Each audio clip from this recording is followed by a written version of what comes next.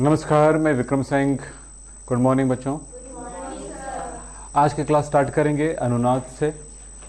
अनुनाद, रेजोनेंस, ये क्या होता है? रोज एक नया शब्द, नया बहुत कुछ नया होते जाता है। आप मुझे एक बार बताओ, मेरा एक छोटा सा प्रश्न है कि 11th में आपको ऐसा नहीं लगा कि बहुत कुछ और लगभग सब कुछ नया है? और हमने इतनी ज़्यादा लंबी दूरी नहीं तय की है इस चैप्टर मतलब 11th में, लेकिन हमने बहुत कुछ सीखा है। बोलिए हाँ कि ना? क्योंकि आप तो अलग बात हो, मैं खुद इस बात को सोचता हूँ। कल आप लोग 11th और 12th की सारी क्लासेस कंप्लीट हो गया। अचानक मैं बैठा हुआ था, मेरे दिमाग में आया इन बच्चों ने कितना सीखा यार। तो एक ही बात आई कि यार बहुत कुछ, क्योंकि जितनी आप लोगों ने चीज़ें सीखा है ना, हम अगर अपने टाइम की बात सोचें तो हमने 2-2 साल में नहीं सीखे थे। ये कैसे? आपको मैंने बताया ना, जब तक सिखाने वाला नहीं मिलेगा हम नहीं सीख सकते। इसलिए सीखो, पूरा कोशिश करो। अभी तो कुछ ही है। अगर 11th के पूरे चैप्टर्स को लेके चलें तो बहुत कुछ, बहुत ही कम सीखे हैं, लेकिन जितना सीखे वो बहुत कुछ। अब आगे चलेंगे। आज की क्लास में देखेंगे रेजोनेंस। रेजोनेंस क्या है, इसको ज़रा समझते हुए चलना ना। कोई बहुत बड़ी बड़ी थ्योरी नहीं होगी इसमें, पर चीज़ें सीखने लायक हैं। लेकिन रेजोनेंस में जाने से पहले कल मैं होमवर्क दिया था, ये होमवर्क क्लियर है आपका? बोलो, ये सारे होमवर्क आपके बन गए? नहीं बने हैं तो मंडे तक आप किसी भी हाल में बना के ले आइए। अगर नहीं बना सकेंगे तो समझिए कि ऐसे प्रश्न आने पर आप फंस जाएंगे। जैसा पढ़ाया जाता है वैसा ही प्रश्न हो ऐसा ज़रूरी नहीं होता। उन्हीं चीज़ों से रिलेट करके प्रश्न होते हैं। नहीं बना है तो मंडे तक, और नहीं बना है, मैंने नहीं पूछा और आपने नहीं बनाया तो आप जानिए मेरे हाथ में कुछ नहीं है, क्योंकि मेरा काम यहाँ से निकल गया। अब चलते हैं आगे। रेजोनेंस, जिसको कहते हैं अनुनाद, थोड़ा ऐसे समझिए। एक एग्जांपल लेके समझा रहा हूं आपको। C6H6 ये है बेंजीन। एक एग्जांपल लेके समझा रहा हूं, ध्यान सुनिएगा। बेंजीन की संरचना कैसा होता है? 6 कार्बन होते हैं इसमें, 6 हाइड्रोजन होते हैं इसमें,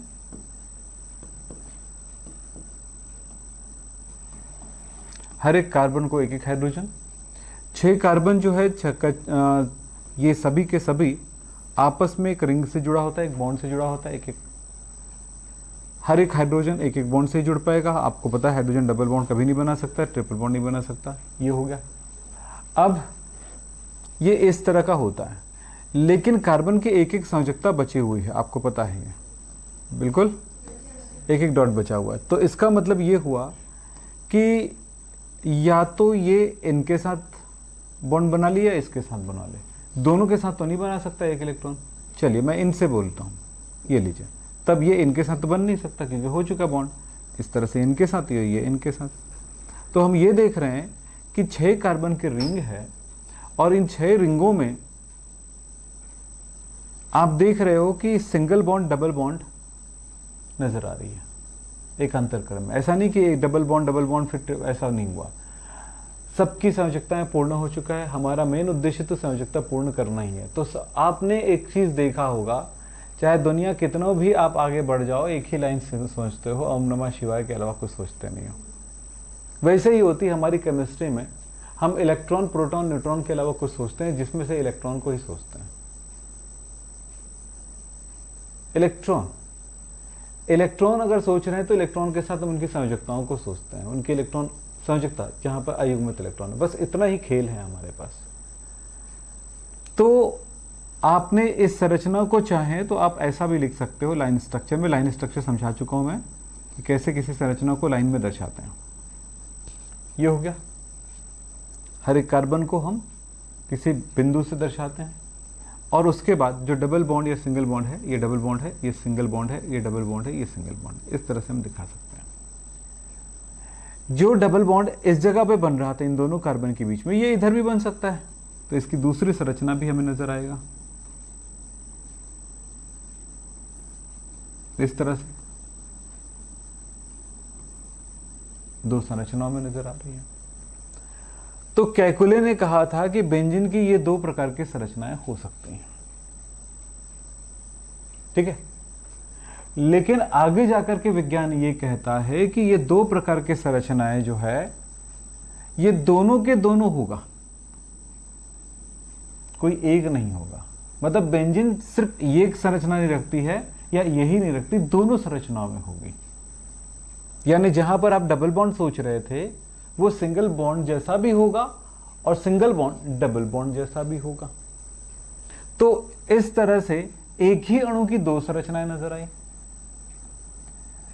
तो ये दोनों अणुओं को एक साथ दर्शाने के लिए हमने ऐसा कुछ दर्शाया कि वो सिंगल बॉन्ड न केवल सिंगल बॉन्ड है, वो डबल बॉन्ड भी है, और डबल बॉन्ड न केवल डबल बॉन्ड है, वो सिंगल बॉन्ड भी है।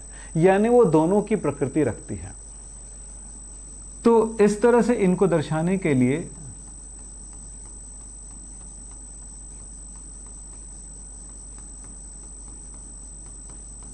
हम इसको कुछ इस तरह लिखते हैं। तो इसके दो अनुनाद संरचना है,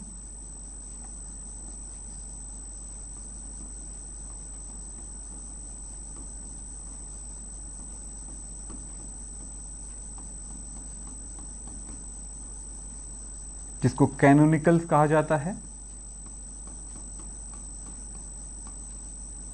इंग्लिश में कैनोनिकल कहा जाता है। अनुनादी संरचनाएं यानी कोई अणु या कोई यौगिक दो या दो से अधिक संरचनाएं रखती हैं, तो उन संरचनाओं को अनुनादी संरचनाएं कहते हैं, ठीक। इन सारी संरचनाओं को मिलाकर के एक काल्पनिक संरचना हम बनाते हैं। इस संरचना को कहते हैं अनुनाद संकर संरचना।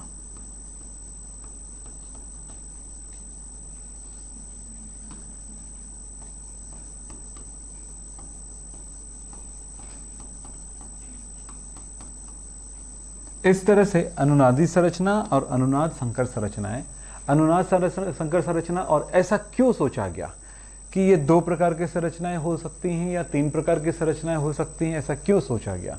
इसके पीछे कारण ये है कि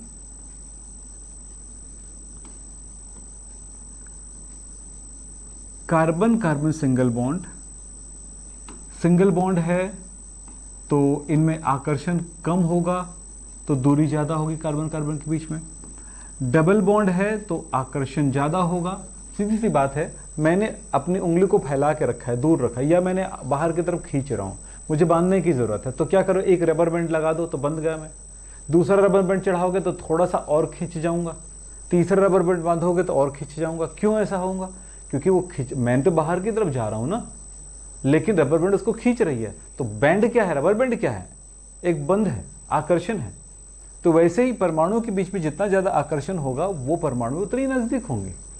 तो सिंगल बॉन्ड जितना बड़ा होता है ये 1.54 एंगस्ट्रॉम के आसपास होता है, और ये 1.34 एंगस्ट्रॉम के आसपास होता है।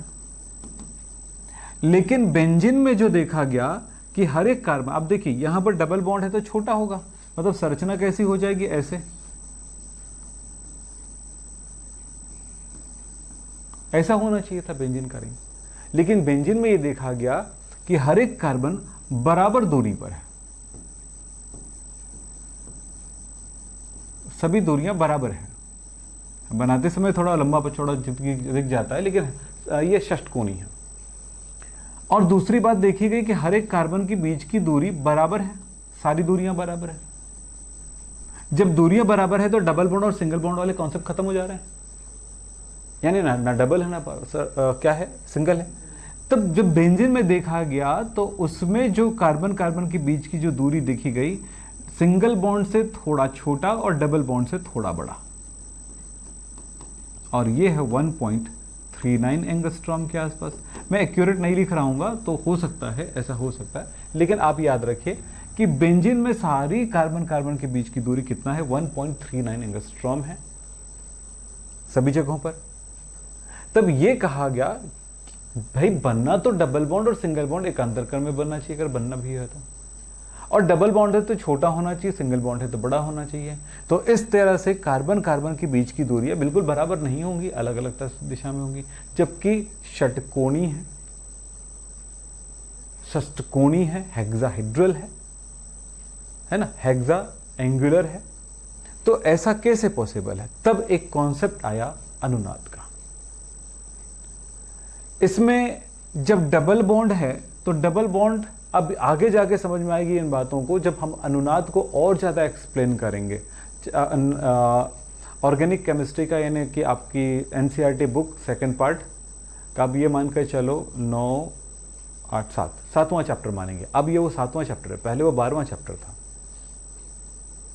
ठीक है, 7, 8, 9, यस, अभी 7वां चैप्टर है, पहले वो 12वां चैप्टर था। तो वो 7वें चैप्टर में हम लोग देखने वाले हैं आगे जाके कि असल में क्या है कहानी इसकी। 7वां 8वां चैप्टर जो भी बनेगा उसमें 8वां चैप्टर में देखेंगे। तो चलिए, तो वहां पर अनुनाद को और अच्छे समझेंगे। लेकिन यहां पर एक बात समझ में आया कि बेंजीन में सभी कार्बन कार्बन के बीच की दूरी बराबर होती है। दूसरी बात समझ में आया कि बेंजीन में कार्बन कार्बन के बीच की दूरी डबल बॉन्ड इतना छोटा नहीं और सिंगल बॉन्ड इतना बड़ा नहीं होता, यानी डबल बॉन्ड और सिंगल बॉन्ड के बीच की दूरी होती है। ये सिर्फ अनुनाद के कारण हो सकता है। तब ये कहा गया कि कोई भी जब किसी यौगिक में वह 2 या 2 से अधिक प्रकार की संरचनाएं बनाती हैं, जिसके आधार पर हम उनके गुणों को व्याख्या कर सकते हैं, तब हम इस घटना को अनुनाद कहते हैं। हम अनुनाद कहने को थोड़ा सा ध्यान रखेंगे। अनुनाद इतनी जल्दी बात दिमाग में घुसती नहीं है तो बड़ा आसान हमने जो बोल दिया, लेकिन दिमाग जो है एक्सेप्ट बहुत लेट से करता है इसको, या हमारा मन बहुत लेट से एक्सेप्ट करेगा। पर समझना यही है। अब ये कितने, इस संरचनाओं में क्या हुआ होगा इसके बारे में भी बात करेंगे आगे जाकर के। अब ये हो गया क्लियर। हमने इसकी परिभाषा आपके समझने लायक बना दिया है। क्या लिखा है? जब किसी अणु की संपूर्ण गुणों की व्याख्या एक ही संरचना सूत्र से ना कर, या एक ही संरचना सूत्र से संभव ना हो, तो 2 या 2 से अधिक संरचना सूत्रों का निर्माण किया जाता है। इस घटना को अनुनाद कहते हैं। एक बात हमेशा याद रखना, अनुनाद के स्थिति में वैज्ञानिक ये मानते हैं कि ये संरचना और ये संरचना एक दूसरे में परिवर्ती नहीं है। मतलब आप ये नहीं सोचना कि ये कुछ समय बाद ये बन जाएगा, ये कुछ समय बाद ये बन जाएगा, ऐसा कुछ नहीं है। ये दोनों संरचनाओं को एक साथ वहन करती है, यही अनुनाद। अब बहुत सारे एग्जाम्पल है, इस पे काम करेंगे तो और ज्यादा आसान हो जाएगा। अब इतना तो समझ में आ गया। ये दोनों संरचनाएं, ये कैकुले ने दिया था, इसलिए कैकुले संरचना कहते हैं इसको। कैनोनिकल अलग शब्द है ना, कैकुले अलग। बेंजीन की संरचना को देने वाले वैज्ञानिक रहे हैं कैलकुले, जिसको हम लोग आगे जाकर पढ़ेंगे लास्ट चैप्टर में, चैप्टर नंबर 9 में। बहुत कुछ सीखना है बेटा। अभी सिर्फ 8वां में कुछ और पढ़ेंगे, 9वां में कुछ और पढ़ेंगे। आपके लिए अच्छा हो गया कि 5 चैप्टर कम हो गए। 5 चैप्टर कम हो गए हैं, खुशी की बात है। पर एक दुख की बात ये होती है, पहले प्रश्न जो है, जब ज़्यादा चैप्टर थे तो ज़्यादा छिछले प्रश्न आते थे, गहरे प्रश्न नहीं आते थे। अब ज़्यादा गहरे प्रश्न आएंगे, यानी जितनी मेहनत आप 14 चैप्टर के लिए करते थे, उतनी उससे ज़्यादा मेहनत आपको ये 9 चैप्टर के लिए करना पड़ेगा। बच्चे क्या है, पूरी तरह से गहराई में नहीं पढ़ पाते थे, या नहीं पढ़ाया जा सकता था टीचर के द्वारा, इसलिए चैप्टर्स को कम किया गया ताकि अच्छे से फोकस कर सकें। ये बोलते हैं ना कि 2 नैया पे सफ़र करोगे या 2 नैया पे पाँव रखोगे तो कभी सफल नहीं होगे। वही किस्सा था कि हम 14 चैप्टर 11th में और 16 चैप्टर 12th में पढ़ते थे, वो कम हो गया। 12th वालों के लिए 16, सब दोनों में 5-5 कम किया गया, तो उनको 16 की जगह कितना हो गया, 11 हो गया, 10 हो गया, नहीं उसमें 6 कम हो गया समझो एक तरह से।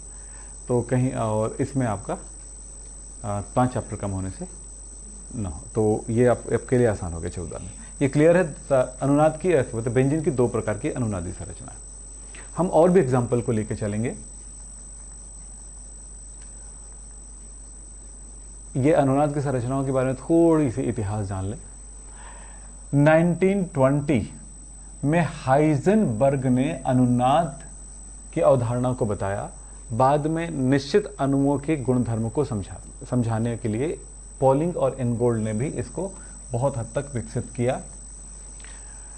क्या कहता है? किसी अणु के संपूर्ण गुणों की व्याख्या एक से अधिक संरचना सूत्रों से ही संभव हो पाता है।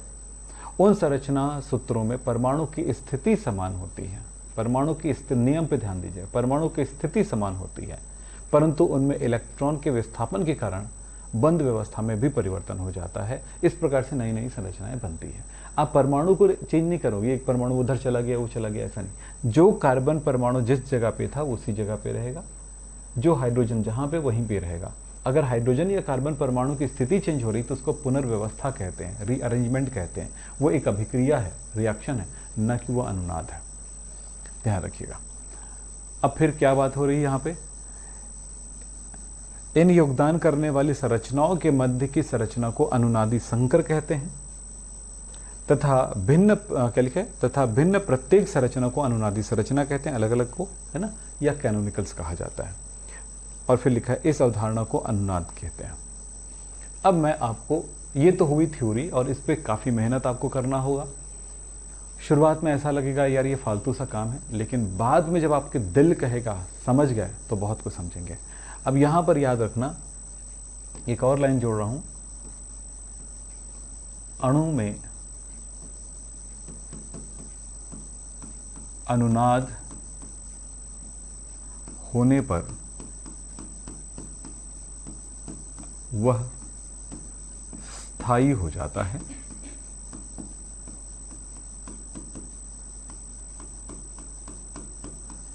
यानी जिस अणु में अनुनाद होगा वो स्थायी होगा। बेंजीन के बारे में बात कर रहा था, तो बेंजीन बहुत स्थायी यौगिक है। आपको बता दूं, ऐसा यौगिक जिनमें डबल बॉन्ड होगा, बड़े आराम से इस बॉन्ड को तोड़ करके अलग हो जाएगा। जैसे कि एग्जांपल के तौर पे चलता हूं मैं, ये है मेरे पास, ठीक है, जिसमें दो कार्बन के बीच में डबल बॉन्ड है। इसकी क्रिया में यदि HCl से कराऊंगा तो H अलग हो गया, Cl अलग हो जाएगा, और इस तरह से बॉन्ड के टूटने से, इसमें 2H तो है ही, इसमें भी 2H है। देखिए बॉन्ड को टूट गया तो एक H इस जगह पे आ गया, एक Cl इस जगह पे आ गया, कहीं भी चला जा सकता है। तो बॉन्ड के टूटने की वजह से वो बड़े आराम से जुड़ गए। H और Cl, C2H4 HCl के साथ बड़े आराम से जाके जुड़ गए। रिएक्शन बहुत फास्ट हो जाता है ऐसी जगह पे। अगर मैं इसको दूसरी तरह से लिखूं, अगर मैं क्लोरीन से रिएक्शन कर रहा हूं Cl2 से, तो चलिए ये जगह खाली हुआ था बॉन्ड टूटने से, तो एक Cl यहां पे आ गया, एक Cl यहां पे आ गया, बड़े आराम से रिएक्शन। इसको कहते हैं योगात्मक अभिक्रिया। रिएक्शन के प्रकार के बारे जब तरफ जाएंगे ना तो बहुत आसानी से समझेंगे इन चीज़ों को। वैसे ये सारी चीज़ें 11th से पहले भी आप सीख चुके हो, है ना। आप कितना पढ़े ज़रूर हो या पढ़ाए होंगे आपके टीचर या कोर्स में था, लेकिन अब कितना समझे हो वो मैं नहीं जानता, लेकिन अब समझना होगा आप चीज़ों को। तो बॉन्ड टूटा और जुड़ गया आराम से। लेकिन यहीं पर अगर ये ऐसा होता,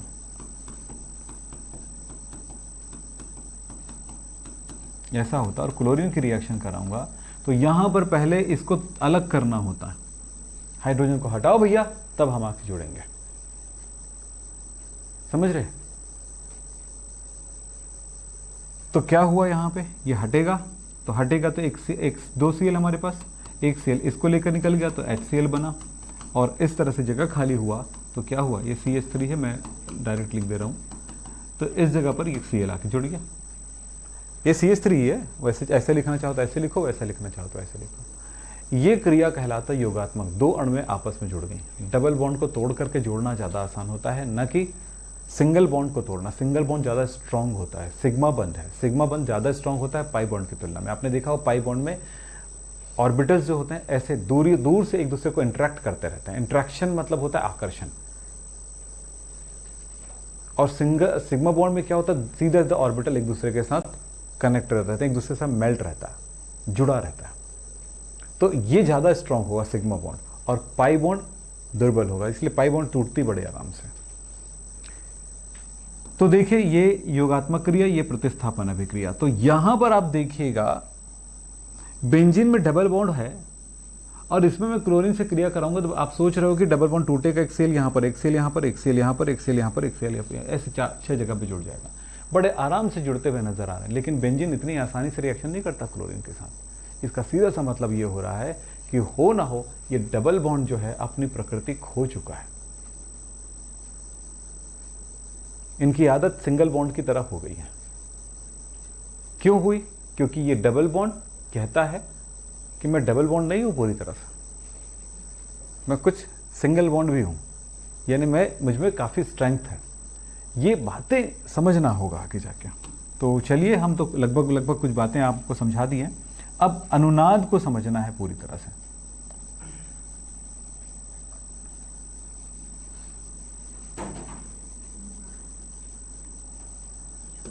अनुनाद के लिए कुछ संरचनाओं को मैं आपको समझा रहा हूं, और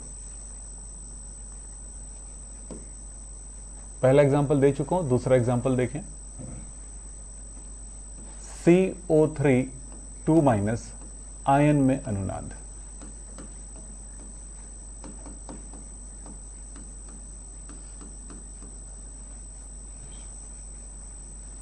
आप जब भी किसी अणु की संरचना की बात करते हैं तो दो तरह से आप, एक तो संरचना सूत्र आपको बनाने आना चाहिए। बोल रहे होगे सर हम बार बार भूल जाते हैं, तो बार बार प्रैक्टिस भी तो नहीं कर रहे हैं, तो भूलेंगे ही भूलेंगे उन चीज़ों को। समय नहीं मिलता, वो तो नहीं मिलता, मैं भी मानता हूँ, पर आप थोड़ा सा अपने आप को तुलना करिएगा उन बच्चों के साथ जो इंग्लिश मीडियम वाले बच्चे हैं। आप विश्वास नहीं करेंगे उन बच्चों में क्या क्वालिटी रहती है। उनमें एक क्वालिटी रहती कि हर दिन का होमवर्क को पूरा करते हैं, हर दिन बहुत मस्ती करते हैं, इधर खेलते हैं उधर खेलते हैं, दिन भर उनको देखोगे इधर उधर देखेंगे। हर दिन सुबह उनको चेक करो, उसका होमवर्क कंप्लीट रहता है, कोई भी पढ़ाई पूरा रहता है, रिवीजन पूरा रहता है। ऐसा कैसे करते होंगे ये बच्चे?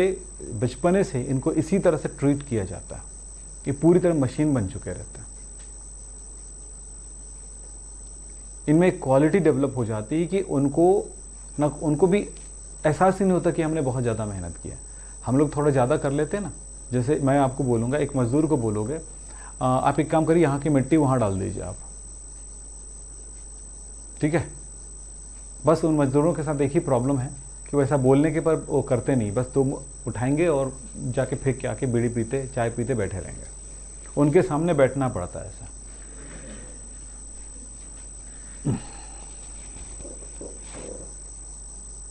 दिन भर वो कितनी क्या बोलते टोकरी वो मिट्टियां फेंक देंगे, आपको पता नहीं चलेगा। वो चींटियां हैं। आपको बोलूंगा 1 से 2 टोकरी और तीसरे टोकरी होने के बाद वाह मैंने कितना काम किया। क्यों? क्योंकि आपकी आदत उस तरह की है ही नहीं। उनके लिए वो नेचुरल है, आपके लिए वो अननेचुरल है। आपको बोलूंगा बैठ के पढ़ो तो 2-2 3-3 घंटे बैठ के पढ़ लोगे। उनको बैठ के बोलो कि बस इतना ही पढ़ लो,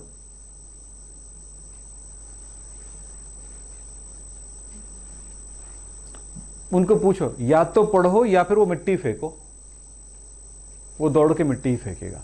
मैं आपको बताता हूँ, इतना खूबसूरत खूबसूरत बच्चा मजदूरी करता है, मेरे यहाँ काम में बुलाते हैं तो देखते हैं, वो कोई 8वीं पढ़ के छोड़ दिया, कोई 6वीं पढ़ के छोड़ दिया, कोई बिल्कुल पढ़ा ही नहीं। उस उम्र में आप देखोगे ना, ऐसा लगेगा कि यार क्या कर रहे हैं लोग।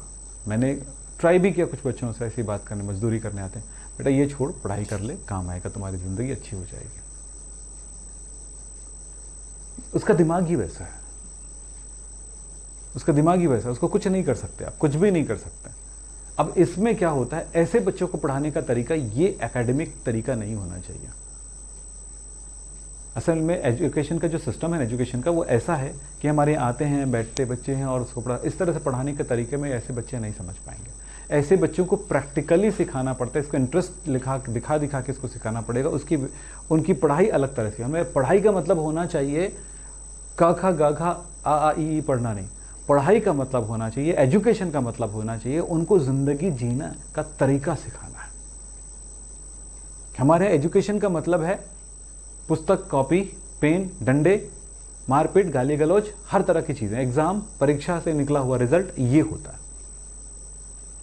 इन बच्चों को सिखाने का दूसरा तरीका है कि इन बच्चों को प्रैक्टिकली सिखाओ। चलो वो जाकर के आगे जाके वो मिस्त्री बनते हैं, घर की जुड़ाई करते हैं, हम वही सिखाएंगे उनको। मजदूरी करते हैं, पत्थर ढोते हैं, वही सिखाएंगे। पत्थर तोड़ना, एक मेरे यहाँ की बात है, पत्थर तोड़ने के लिए एक मजदूर आया, टूट नहीं रहा है सर, टूट नहीं रहा है सर। 1 घंटे, 1.5 घंटे, 2.5 घंटे लगभग लग गया होगा उनको। मैं बोला तोड़ो यार, टूट जाएगा, कौन सी बड़ी चीज़ है, मेरे को साफ साफ नजर आ रहा है। बोले सर आप ही बताओ। मैं हथौड़ा तक नहीं उठा सकता। मैं गया, कुछ नहीं किया, मैं ऐसे देखा, सर क्या देख रहे हो? अरे देखना तो दे यार, पत्थर का मूड देख रहा हूं, पूछ रहा हूं तू कहां से फूटेगा। फिर थोड़ा निगरानी किया, मैं बोला दिखा यहां पे छेनी लगा तो। सर यहां पे क्यों? अब मैं ज्यादा ट्यूं उठा करे तो मैं थोड़ा सा गुस्से में भी आ जाता हूं। अबे लगा ना, ठीक। वहां पे छेनी ऐसे लगाया और मैं ज्यादा कुछ नहीं, छोटा सा, वो बड़ा सा थोड़ी रखा था वो, तो वहीं पे साइड में छोटा हुआ थोड़ा, उसको उठाया और ऐसे ऐसे ठोका, वो छेनी थोड़ा अंदर चला गया। ठीक है, फिर मैं बोला इसको एक बार मारो, क्योंकि मैं तो बड़े हथौड़े चला, एक बार बस मारो। वो पत्थर 2 टुकड़ों में ऐसे टूट गया आराम से। तो मैं बोला समझा है ना, पढ़ा लिखा होना जरूरी है। क्या समझ में? पढ़ाने का इस तरह के लोगों को पढ़ाने का तरीका अलग होना चाहिए। इनको पान ठेला कैसे चलाएं, इनको दुकान कैसे चलाएं, इनको इस तरह की एजुकेशन सिस्टम आनी चाहिए। कैसे हम ईंटों को ऊपरी मंजिल तक पहुंचाएं, ये सिखाना होगा। ये यही कर सकते हैं, यही सीख सकते हैं जो सीख सकते हैं। और हम लोग गलती क्या कर रहे हैं, उनको कर्म के गेप सिखा रहे हैं। आप इस फॉर्मूले में वैल्यू पुट करिए और देखिए कि कितने मिनट में कितना ईंटा चढ़ सकता हूं। उसके दिमाग ही काम नहीं करेगा फॉर्मूले में। तो 2 तरह की पढ़ाई, एक जिसका दिमाग शारीरिक काम के लिए बना है और एक जिनका दिमाग मानसिक काम के लिए बना है। तुम्हारा दिमाग मानसिक काम के लिए बना है, इसलिए बैठे हो पढ़ाई करने के लिए। और जिनका दिमाग मानसिक काम के लिए नहीं बना है ना, वो बैठ ही नहीं सकेगा, उनको ये भारी लगेगा। आप शारीरिक काम वाले होगे तो वो हल्का लगेगा, और मानसिक काम के वाले होगे तो ये हल्का लगेगा, अन्यथा एक दूसरे का दोनों भारी हो जाएगा। बात समझ में आई होगी मेरी? तो एजुकेशन सिस्टम को चेंज करना पड़ेगा कहीं हद तक। नहीं कर सकता मैं, मेरा अब मूड मेरा चेंज हो गया, लेकिन जो करना चाहे कर सकते हैं। अब देखिए, हमने कहा CO3 2-, इसमें अनुनाद। अब हमने जो पढ़ा है उसी चीज से हम तैयारी करते हैं। हम क्या जानते हैं, कार्बन के अंतिम कोश में 4 इलेक्ट्रॉन, ऑक्सीजन के अंतिम कोश में 6 इलेक्ट्रॉन। यही तो जानते हैं क्या? यही तो है। आपको तो मैं पहले भी पढ़ा चुका हूं, क्या बोलते हैं, लेविस डॉट स्ट्रक्चर। उस चीज को आधार मान के बना सकते इसकी संरचना। क्या है इसमें? कार्बन का अंतिम कोश में 4 इलेक्ट्रॉन, ऑक्सीजन 3 है, 6 तिया 18 और 2 माइनस है, यानी कि 2 इलेक्ट्रॉन उजुड़ गया, तो कितना हुआ 24। संयोजी, कुल संयोजी इलेक्ट्रॉनों की संख्या 24। भूलना कभी नहीं, ये बहुत मायने रखता है। केंद्रीय परमाणु को केंद्र पे रखते हैं और बाकी परमाणुओं को हम सराउंड्स में, सराउंडिंग एटम्स कहते हैं इसको, जोड़ देते हैं। कम से कम एक एक से जोड़ दिया। अब देखो क्या करना है, कितना 24 है, 6 हो गया, 7 8 9 10 11 12 13 14 15 16 17 18 19 20 21 22 23 24 हो गया।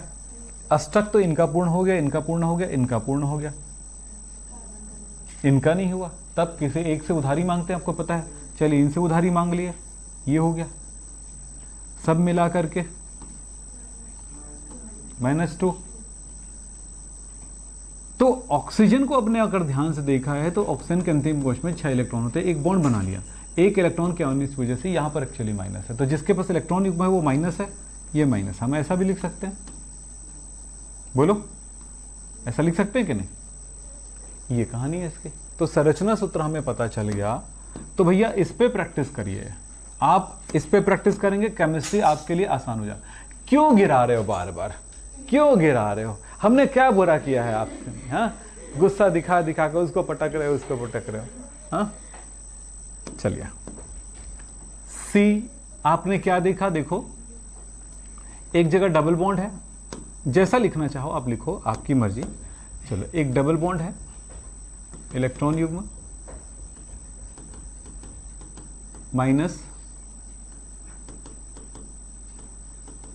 ये माइनस, ठीक है, यही संरचना है। हमने इस संरचना को कहां से प्राप्त किया? 2-3 तरीके हैं, आपको पता होता वो होगा, संरचना सूत्र बनाने के तरीकों से या लेविस डॉट स्ट्रक्चर से, ठीक है। तो एक संरचना तो ये हो गई, इसकी दूसरी संरचना क्या हो सकती है? दूसरी संरचना ये हो सकता है कि डबल बॉन्ड इनके साथ है ना, इस ऑक्सीजन, एक ऑक्सीजन, ये डबल बॉन्ड इस ऑक्सीजन के साथ हो सकता है, तो क्या होगा?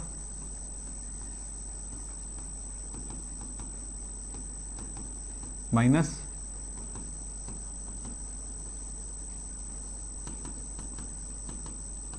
जहां पर सिंगल बॉन्ड है, इलेक्ट्रॉन युग्म 6 है, मतलब 3 इलेक्ट्रॉन युग्म है, वो उस पर माइनस चार्ज आता है। हमने देखा कि दूसरी संरचना हो गई।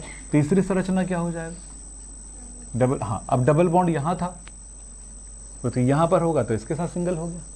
ऑक्सीजन वही है, ऑक्सीजन अपना परमाणु जो अपनी जिस जगह पे, उसी जगह पे हमने अनुनाद के नियम में लिखा है। तो अगला इनके साथ हो सकता है, यही कहानी, बोलो।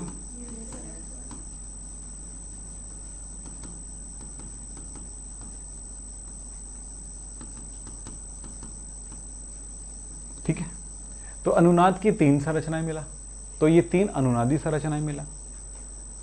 अब तीनों अनुनादी संरचनाओं को अगर मैं मिला दूं एक दूसरे के साथ, ये 3 संरचनाएं, तो मुझे एक संरचना और नजर आएगा, वो है COOO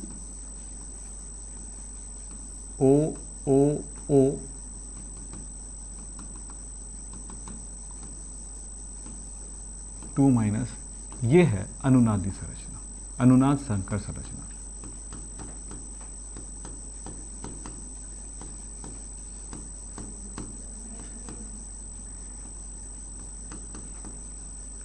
हम लोग संरचना बोलते हैं,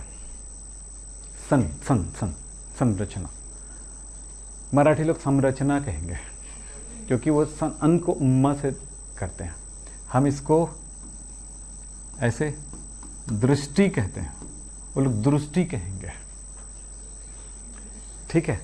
तो वो बोलने का अपने अपने जगह पे तरीका होता है, दृष्टि बोलेंगे, है ना। सृष्टि बोलते हैं तो सृष्टि बोलेंगे, संरचना संरचना कहेंगे, है ना। संकर समकर कहेंगे, ऐसा कुछ उसके बोलने में मुंह से आता है वो चीज़ें, ठीक है। चलो, क्लियर है। तो इसकी कितने अनुनाद संरचना मिला? 3, 1, 2 और 3 अनुनाद संरचना है ना। ये 3 अनुनाद संरचना है, कैनोनिकल्स है, 3 कैनोनिकल्स है। मैं आपसे पूछूं कि क्या आप SO4 2- की अनुनादी संरचना बना सकते हो? बनाओ, देखेंगे हम कैसे बनाते हो।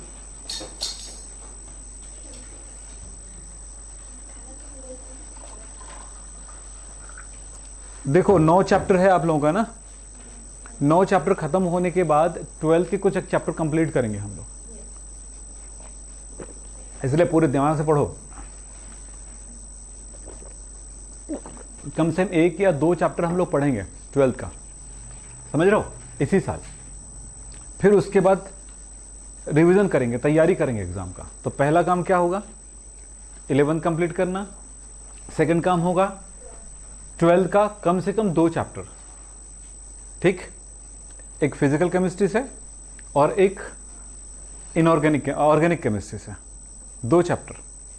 अब इसका ये मतलब नहीं होगा जब 12th में आओगे तो वो 2 चैप्टर नहीं पढ़ाऊंगा, पूरा पढ़ाऊंगा, फुल पढ़ाऊंगा, पर एक बार कंप्लीट करोगे, ठीक है। इससे क्या होगा, जब 12th में जाओगे तो 12th का आनंद एक महा आनंद है रियल में। 11th आनंद नहीं है, पर 11th में मजा इसलिए आ रहा है तुमको कि तुम लोग अच्छे बच्चे हो, समझ रहे हो। चलो बेटा बनाओ जल्दी से। SO4 2- के लिए संरचना सूत्र क्या होगा और उनकी क्या अनुनादी संरचनाएं होंगी, और अनुनाद संकर संरचना क्या होगा, ये पूरी 3 तरह की बातों पर ध्यान दें।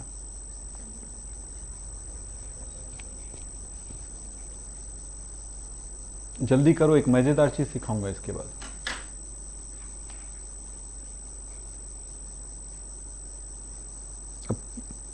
अब 2-3 दिन की क्लास बच गई है, वो आप पे डिपेंड करता है 2 दिन में खत्म होगा कि 3 दिन में या 4 दिन में।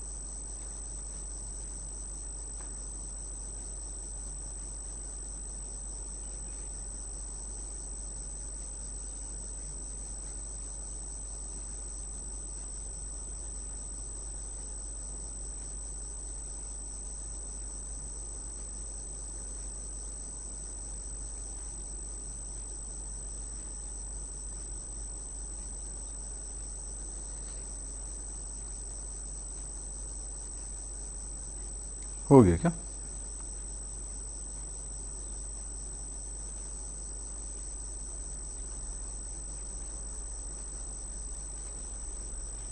चलो जल्दी करो ना भाई, टाइम लगा दिया आप लोगों ने। पहला संरचना बन गया ना, पहला संरचना बन गया ना। क्या बना है बोलो, ये तो बना होगा।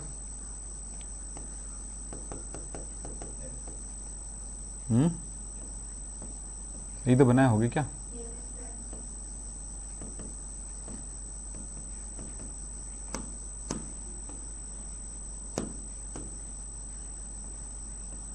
ये तो बना होगा क्या? बिल्कुल ठीक है। अब आपको दूसरी संरचना क्या बनेगी? किसी एक के साथ चेंज होते चले गए है ना, तो क्या हो सकता है? कितनी अनुनाद संरचनाएं बनती बताइए?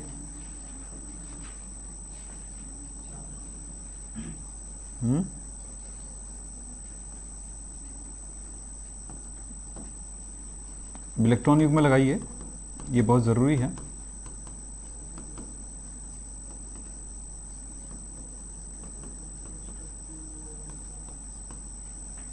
फिर और क्या बनेगा?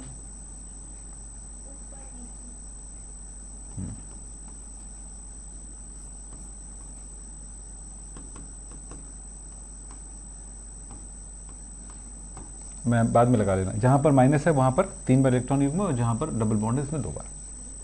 चलिए और क्या बन सकता है?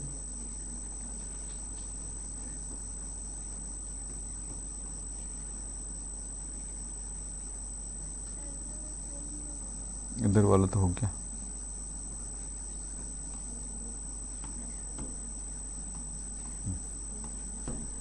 और क्या बनेगा?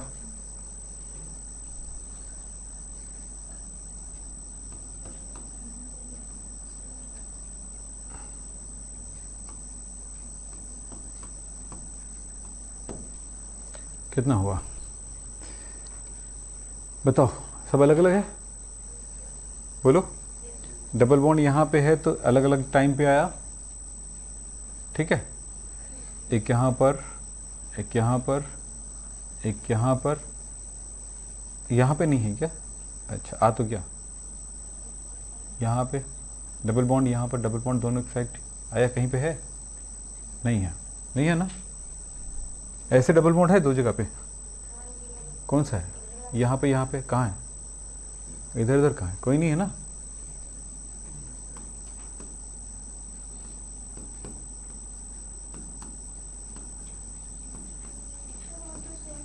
कौन सा वाला? अच्छा, हो तो क्या, ये हो गया, ये वाला हो गया, ये वाला हो गया, ठीक है। और कौन सा? ये वाला हो गया, ये वाला, और ये वाला तो है ही, तो वो गलत हो गया ना। तो टोटल कितनी संरचनाएं बनी? तो यहां पर एक प्रश्न आता है किसी चीज का कि इसकी कितने अनुनादी संरचनाएं होंगे। तो यहां पर 3 अनुनादी संरचना, इसके कितने मिले? 5, ठीक है। यही पूछा जाता है, 1 2 3 4 और ये 5 अनुनादी संरचनाएं मिला। इसका अनुनाद संकर संरचना कैसा होगा?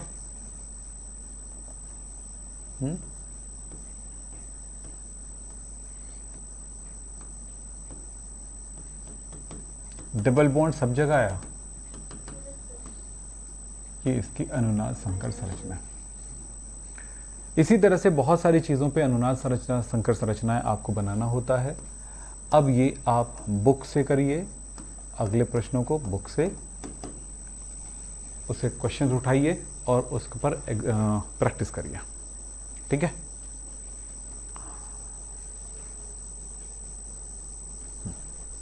अब एक काम करने के लिए बोलूंगा, वो आपको करके लाना है घर से। देखिए,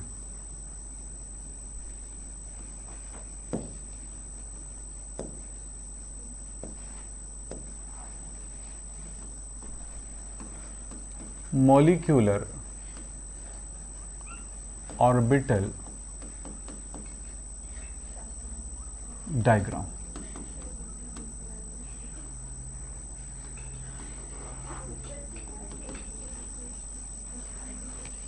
कॉपी दो, रखो, पेन रखो। ये कॉपी है ना सबके पास? ओपन करिए, ओपन रखिए नहीं, ओपन कॉपी निकालो। ये कॉपी आपके पास ऐसा होता है, जानते हैं जी। ये आपके, ये लेफ्ट हैंड साइड, ये राइट हैंड साइड है। लेफ्ट हैंड साइड पे काम करते हैं, ठीक है। इसको ये आप देखोगे, मैं यहां से दिखाते नहीं बन रहा, तो ऐसे देखिए आप, ये पेपर है आपका, हमें इसमें 2 फोल्ड लाइन बनाना है, 2 फोल्ड लाइन बनाना है। तो मैं क्या करूंगा, मतलब ये इस पेपर को 3 भागों में बांटूंगा। 3 भागों में बांटने के लिए क्या करना पड़ेगा, मैं इसको बराबर 3 भागों में मोड़ देती। देखो ये मुड़ गया, दिख रहा है मैं कैसे मोड़ रहा हूं? हाँ, ऐसे, और ये ऐसे। तो क्या बना, 2 लाइन बन गया, 2 लाइन बना, एक लाइन यहां पर, एक लाइन यहां पर। ऐसे पेपर को फोल्ड करिए बराबर 3 भागों में। चलिए, मैं तो फोल्ड नहीं कर सकता अपना पेपर, है ना, तो आपने कर दिया ना। चलिए, तो मैं इनको 3 भागों में वैसे ही बांटता हूं।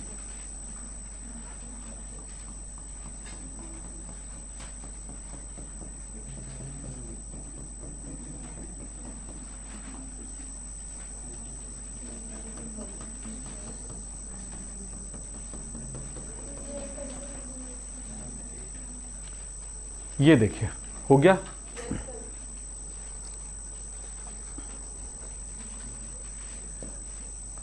यहां पर समझना, बीच जो है आणविक कक्षक के लिए है,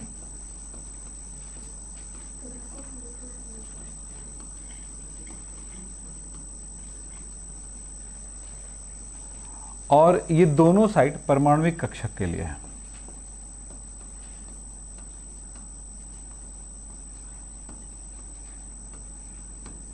परमाणविक कक्षक,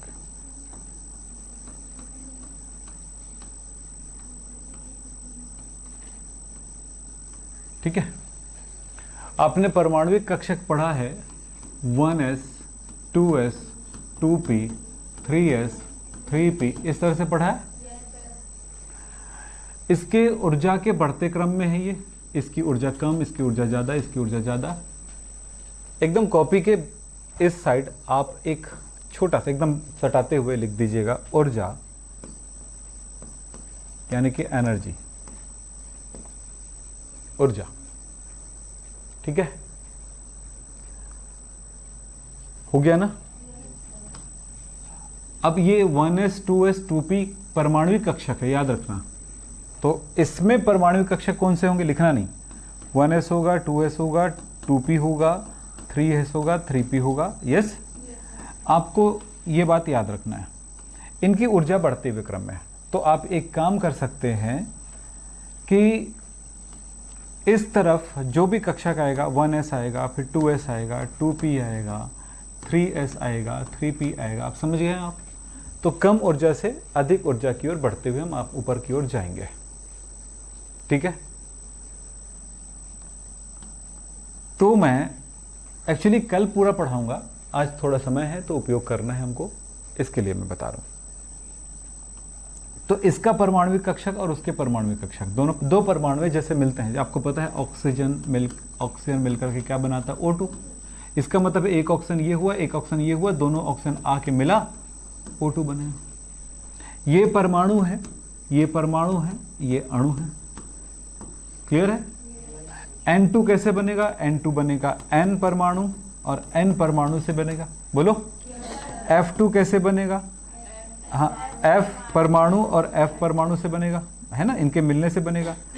HCl कैसे बनेगा, एक तरफ H एक तरफ Cl होगा, तो दोनों मिलकर के HCl बनेगा, बोलो सही है। तो परमाणु कक्षक और परमाणु कक्षक मिलते हैं, तब जाकर के अणु का निर्माण होता है, आणविक कक्षक का निर्माण होता है। बिल्कुल याद रखना, आणविक कक्षक बनाना सिखाऊंगा मैं आपको, लेकिन परमाणुविक कक्षकों को मिला करके। तो परमाणुविक कक्षकों को मिलाना सिखाऊंगा पहले। देखो हर क्लास अलग अलग तरह से चलता है, ये क्लास थोड़ा अलग तरह से चलेगा। पिछले साल, उससे पहले साल, हर साल मैं थोड़ा बहुत हर चीज में चेंज करता हूं, इस टाइम भी होगा। तो इस परमाणु का परमाणुविक कक्षक है 1s s 2s 2p, ठीक है। मैं थोड़ा सा इसको नीचे करता हूं,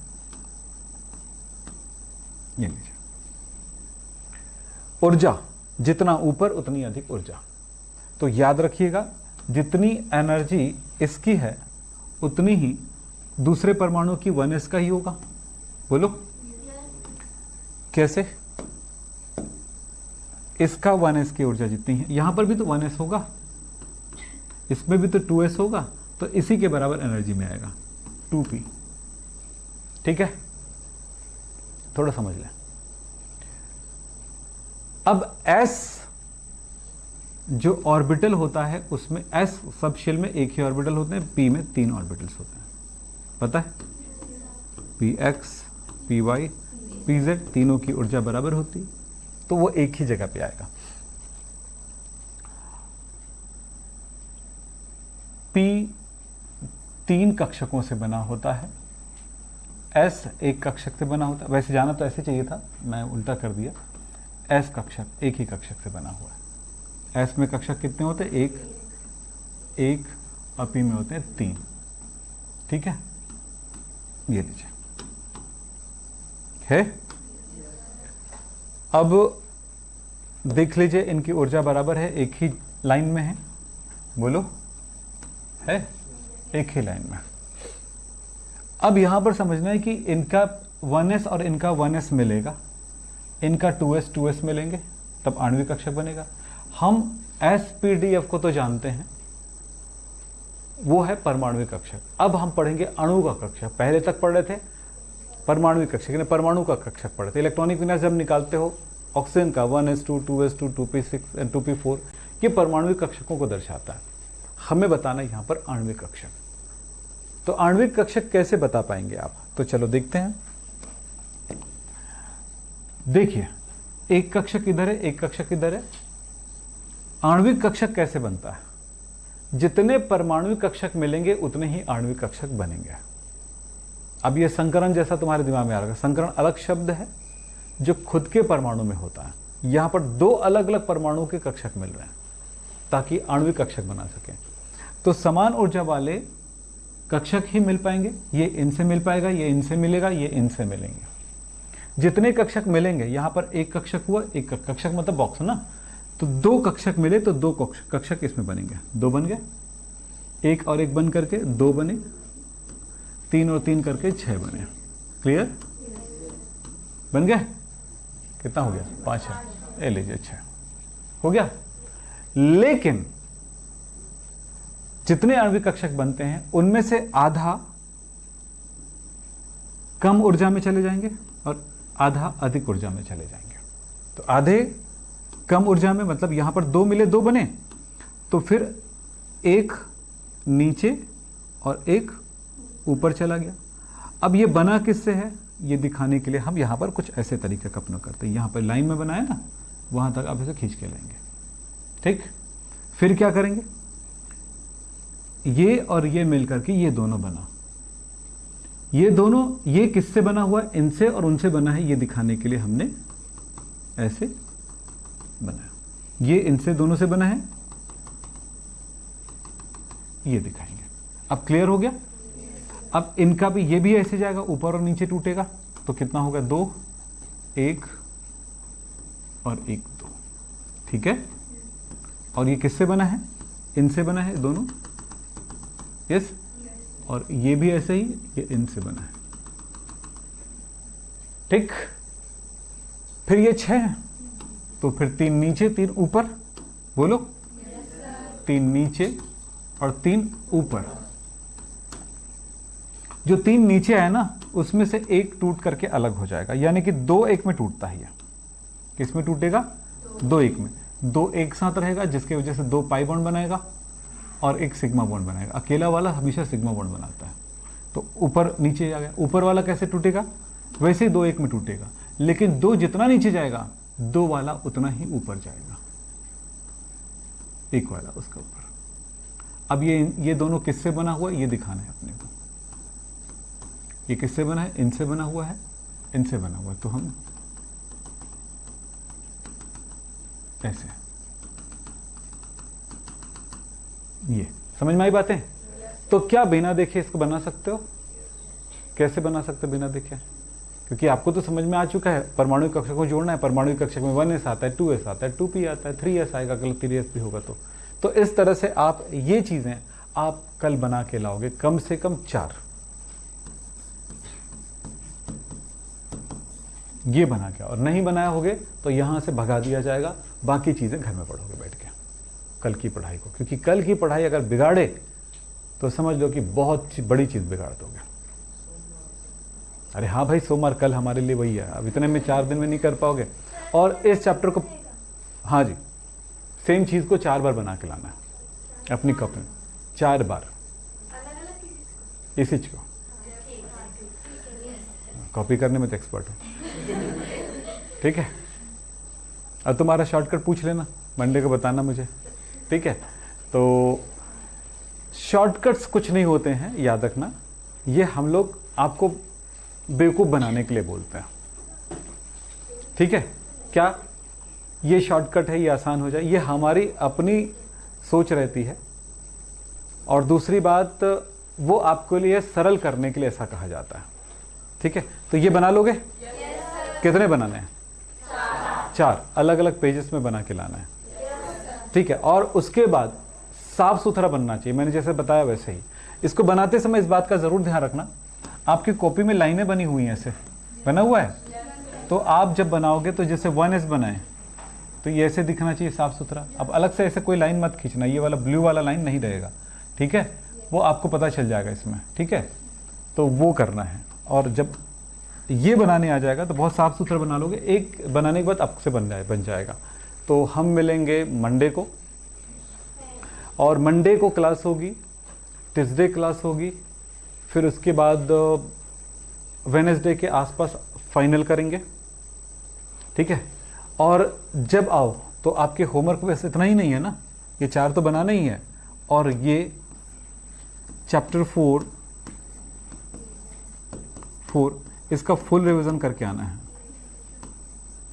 ये कंपलसरी है, क्योंकि अगर टेस्ट हुआ है ना तो आपको पता है 1000 रुपया, है ना, नहीं 1000 रुपया आपको मुझे देना पड़ेगा। आपको पता है ये वाला पैसा रिफंडेबल नहीं है, ये मेरा होगा। अगर टेस्ट हुआ, किस दिन होगा मैं कोई गारंटी नहीं दे सकता, जिस दिन भी दो, क्योंकि मुझे 1000 रुपये कमाना है, तो किसी भी दिन में आपको टेस्ट डाल सकता हूँ। अब टेस्ट बहुत, क्योंकि 4 चैप्टर हो गए बेटा, और 4 चैप्टर के बाद, है ना, समझ लो 12th में मैं आप लोगों से 95+% दिला सकता हूँ, गारंटी है मेरी, एक एक बच्चे से। लेकिन आप ये मत सोच रहे हो सर मैंने 10 तक तो कभी ज़िंदगी में नहीं देखा इस चीज़ को, वो तुम्हारी सोच हो सकती है। मैं केमिस्ट्री की बात कर रहा हूँ, फिजिक्स मैथ्स को दूसरे टीचर संभाले, बायोलॉजी को दूसरे संभाले, उसका काम है, जिसका जो काम वही करे, है ना। तो ये दिला सकता हूँ आपकी केमिस्ट्री में। यानी अगर 70 मार्क्स का क्वेश्चन है, क्वेश्चन पेपर है, तो किसी भी हाल में मैं आपको 70 में मैं आपको 68-69 दिला सकता हूँ, 68-69, यहाँ तक कि 60 तक के। पर याद रखना, जैसा पढ़ाया जा रहा है वैसे ही मेहनत करिए। मेहनत में कहीं भी चूक रखेंगे तो फंस जाएंगे। अभी बहुत कुछ पढ़ना है, बहुत कुछ बाकी है, तो ये चैप्टर कंप्लीट करके आइए।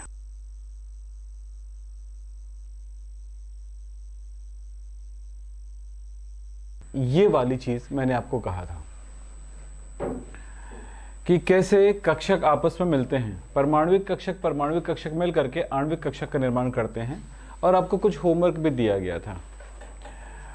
इस आधार पर जो होमवर्क आपने जो किया होगा उससे एक बात तो आपने सीखा होगा कि ये चीज आप इजीली बना सकते हो, कोई कठिन नहीं है, ठीक है। हम आपको किसी अणु का आणविक कक्षक आरेख कैसे बनाएं वो सिखाते हैं। चलिए, ये तो आपने समझ गए, ये आणविक कक्षक है, ये दोनों परमाणुविक कक्षक है। परमाणुविक कक्षक मिलकर के आणविक कक्षक का निर्माण करते हैं, जैसे कि परमाणु मिलकर के परमाणु अणु का निर्माण करते हैं, बिल्कुल वैसे ही हम परमाणुओं को 2 अलग अलग साइड में रखते हैं और फिर उन दोनों को मिला करके जो बना हुआ है वो दिखाते हैं। तो यदि मैं ये कहूं यहां पे कि O2 अणु का आणविक कक्षक आरेख बनाना है,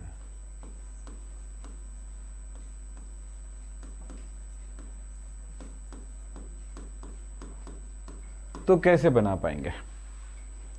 मैंने पहले से लाइन अपने लिए खींच लिया कि ताकि सीधे सीधे में हो, और आपको पता है कैसे करना है।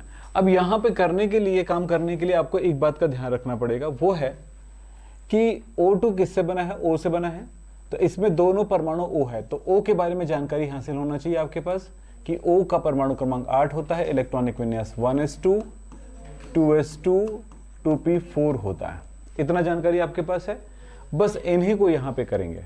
हमें क्या बनाना है? हमें बनाना है O2 का, O2 क्या चीज है? अणु है, तो O2 अणु का आणविक कक्षक बनाना है। समझ रहे हैं? ये हमारा उद्देश्य है। तो O2 किससे बना है? O से, तो O परमाणु का परमाणुविक कक्षक आपको पता है क्या है? 1s2, 2s2, 2p4। इधर भी रहेगा O परमाणु का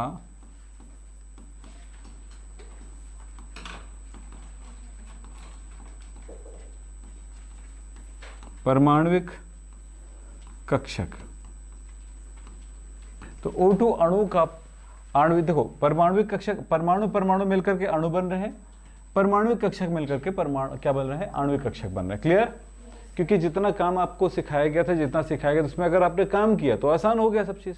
अब चलिए, O2 परमाणु, O परमाणु का परमाणुविक कक्षक क्या होगा? ये आप देख रहे हैं 1s, 2s, 2p, तो यहां पर है 1s, यहां पर है 2s, यहां पर है 2p। 1s एक बॉक्स होता है, 2s दूसरा बॉक्स होगा, 2p में 3 बॉक्स होंगे, यानी 3 कक्षक होते हैं। ये पता है आपको? मैं इलेक्ट्रॉन के बारे में बात नहीं कर रहा हूँ, इलेक्ट्रॉन के बारे में बाद में बात करेंगे, इसलिए मैंने इलेक्ट्रॉन भरा नहीं, इसके इलेक्ट्रॉनिक विन्यास को मैंने लिख दिया। मैंने कहा था साइड में ऊर्जा लिख दीजिएगा, कम ऊर्जा वाला अधिक ऊर्जा वाला दिखाई देगा। इस तरह से इनका भी वही हालत है, 1s 2s 2p, yes 1s इसमें भी है, 2s इसमें भी है, 2p इसमें भी है। 1s एक कक्षक, 2s का भी एक कक्षक और 2p में 3 कक्षक होते हैं। ये भी क्लियर है? इलेक्ट्रॉन बाद में भरेंगे।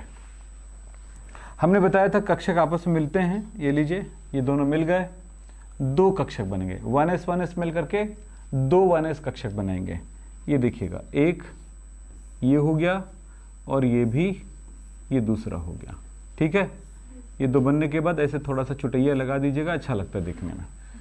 फिर इसको यहाँ से, चूंकि इनसे बना है, हम इसको दिखाने के लिए हमने ऐसे डैश लाइन से दिखा देते हैं।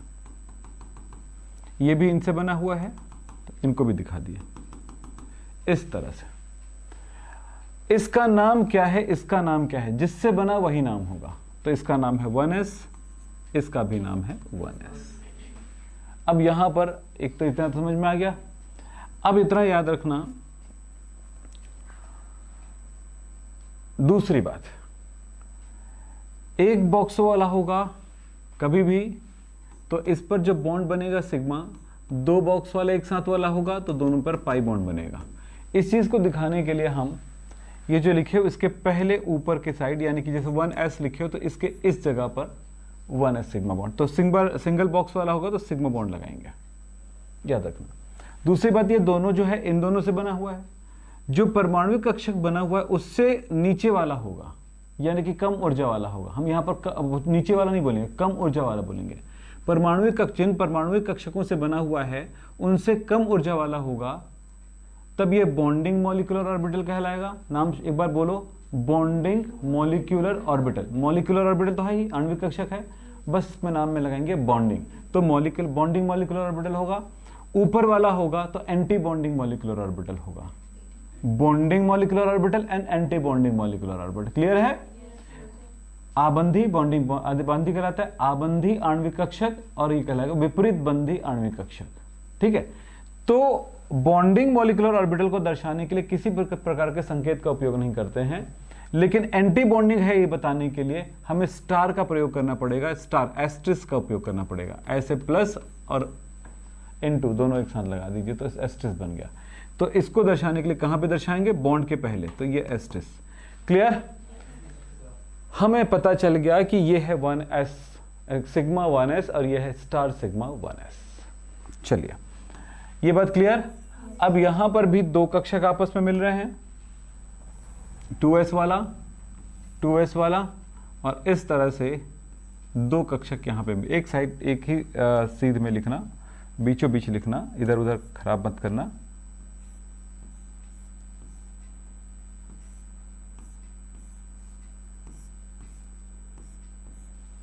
अब ये देखिएगा, अब इसका नाम आपको समझ में आ गया, इसका नाम क्या लिखूंगा? ये क्या चीज है? 2s से बना है तो इसका नाम क्या होगा? Sigma 2s। और ये क्या चीज है? Star sigma 2s। क्लियर?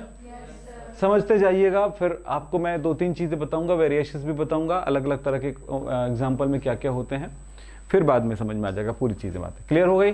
तो नाम लिखना भी सीख गए ना। चलिए, इलेक्ट्रॉन कितना भरा है, कैसे भरा है, उसके बारे में बाद में बात करते हैं। फिलहाल अब 2 p कक्षक आपस में मिलते हैं तो क्या होने वाला है आपको पता है ये बात?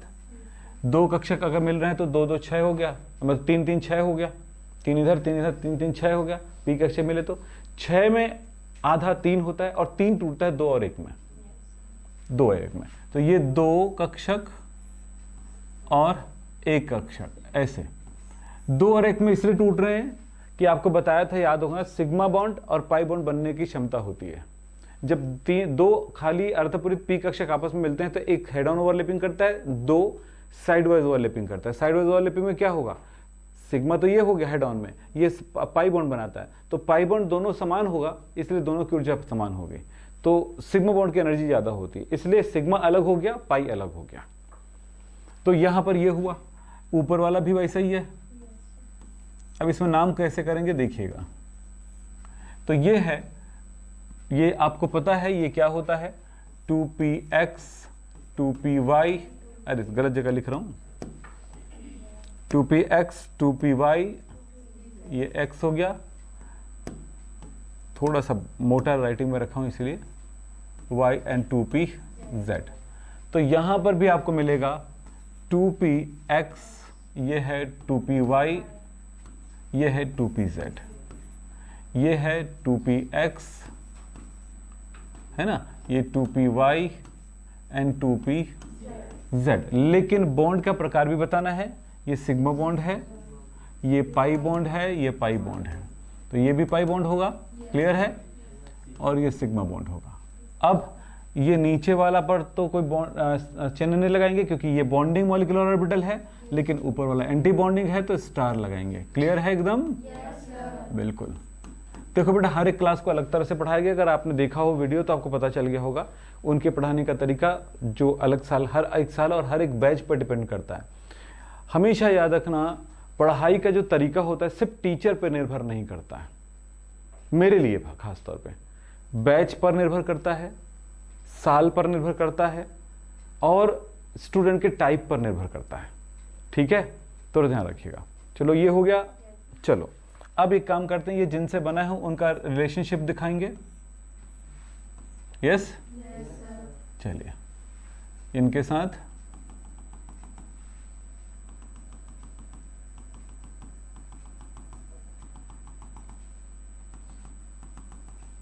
ये इस तरह से आपने बनाया O2 का, क्या हो गया?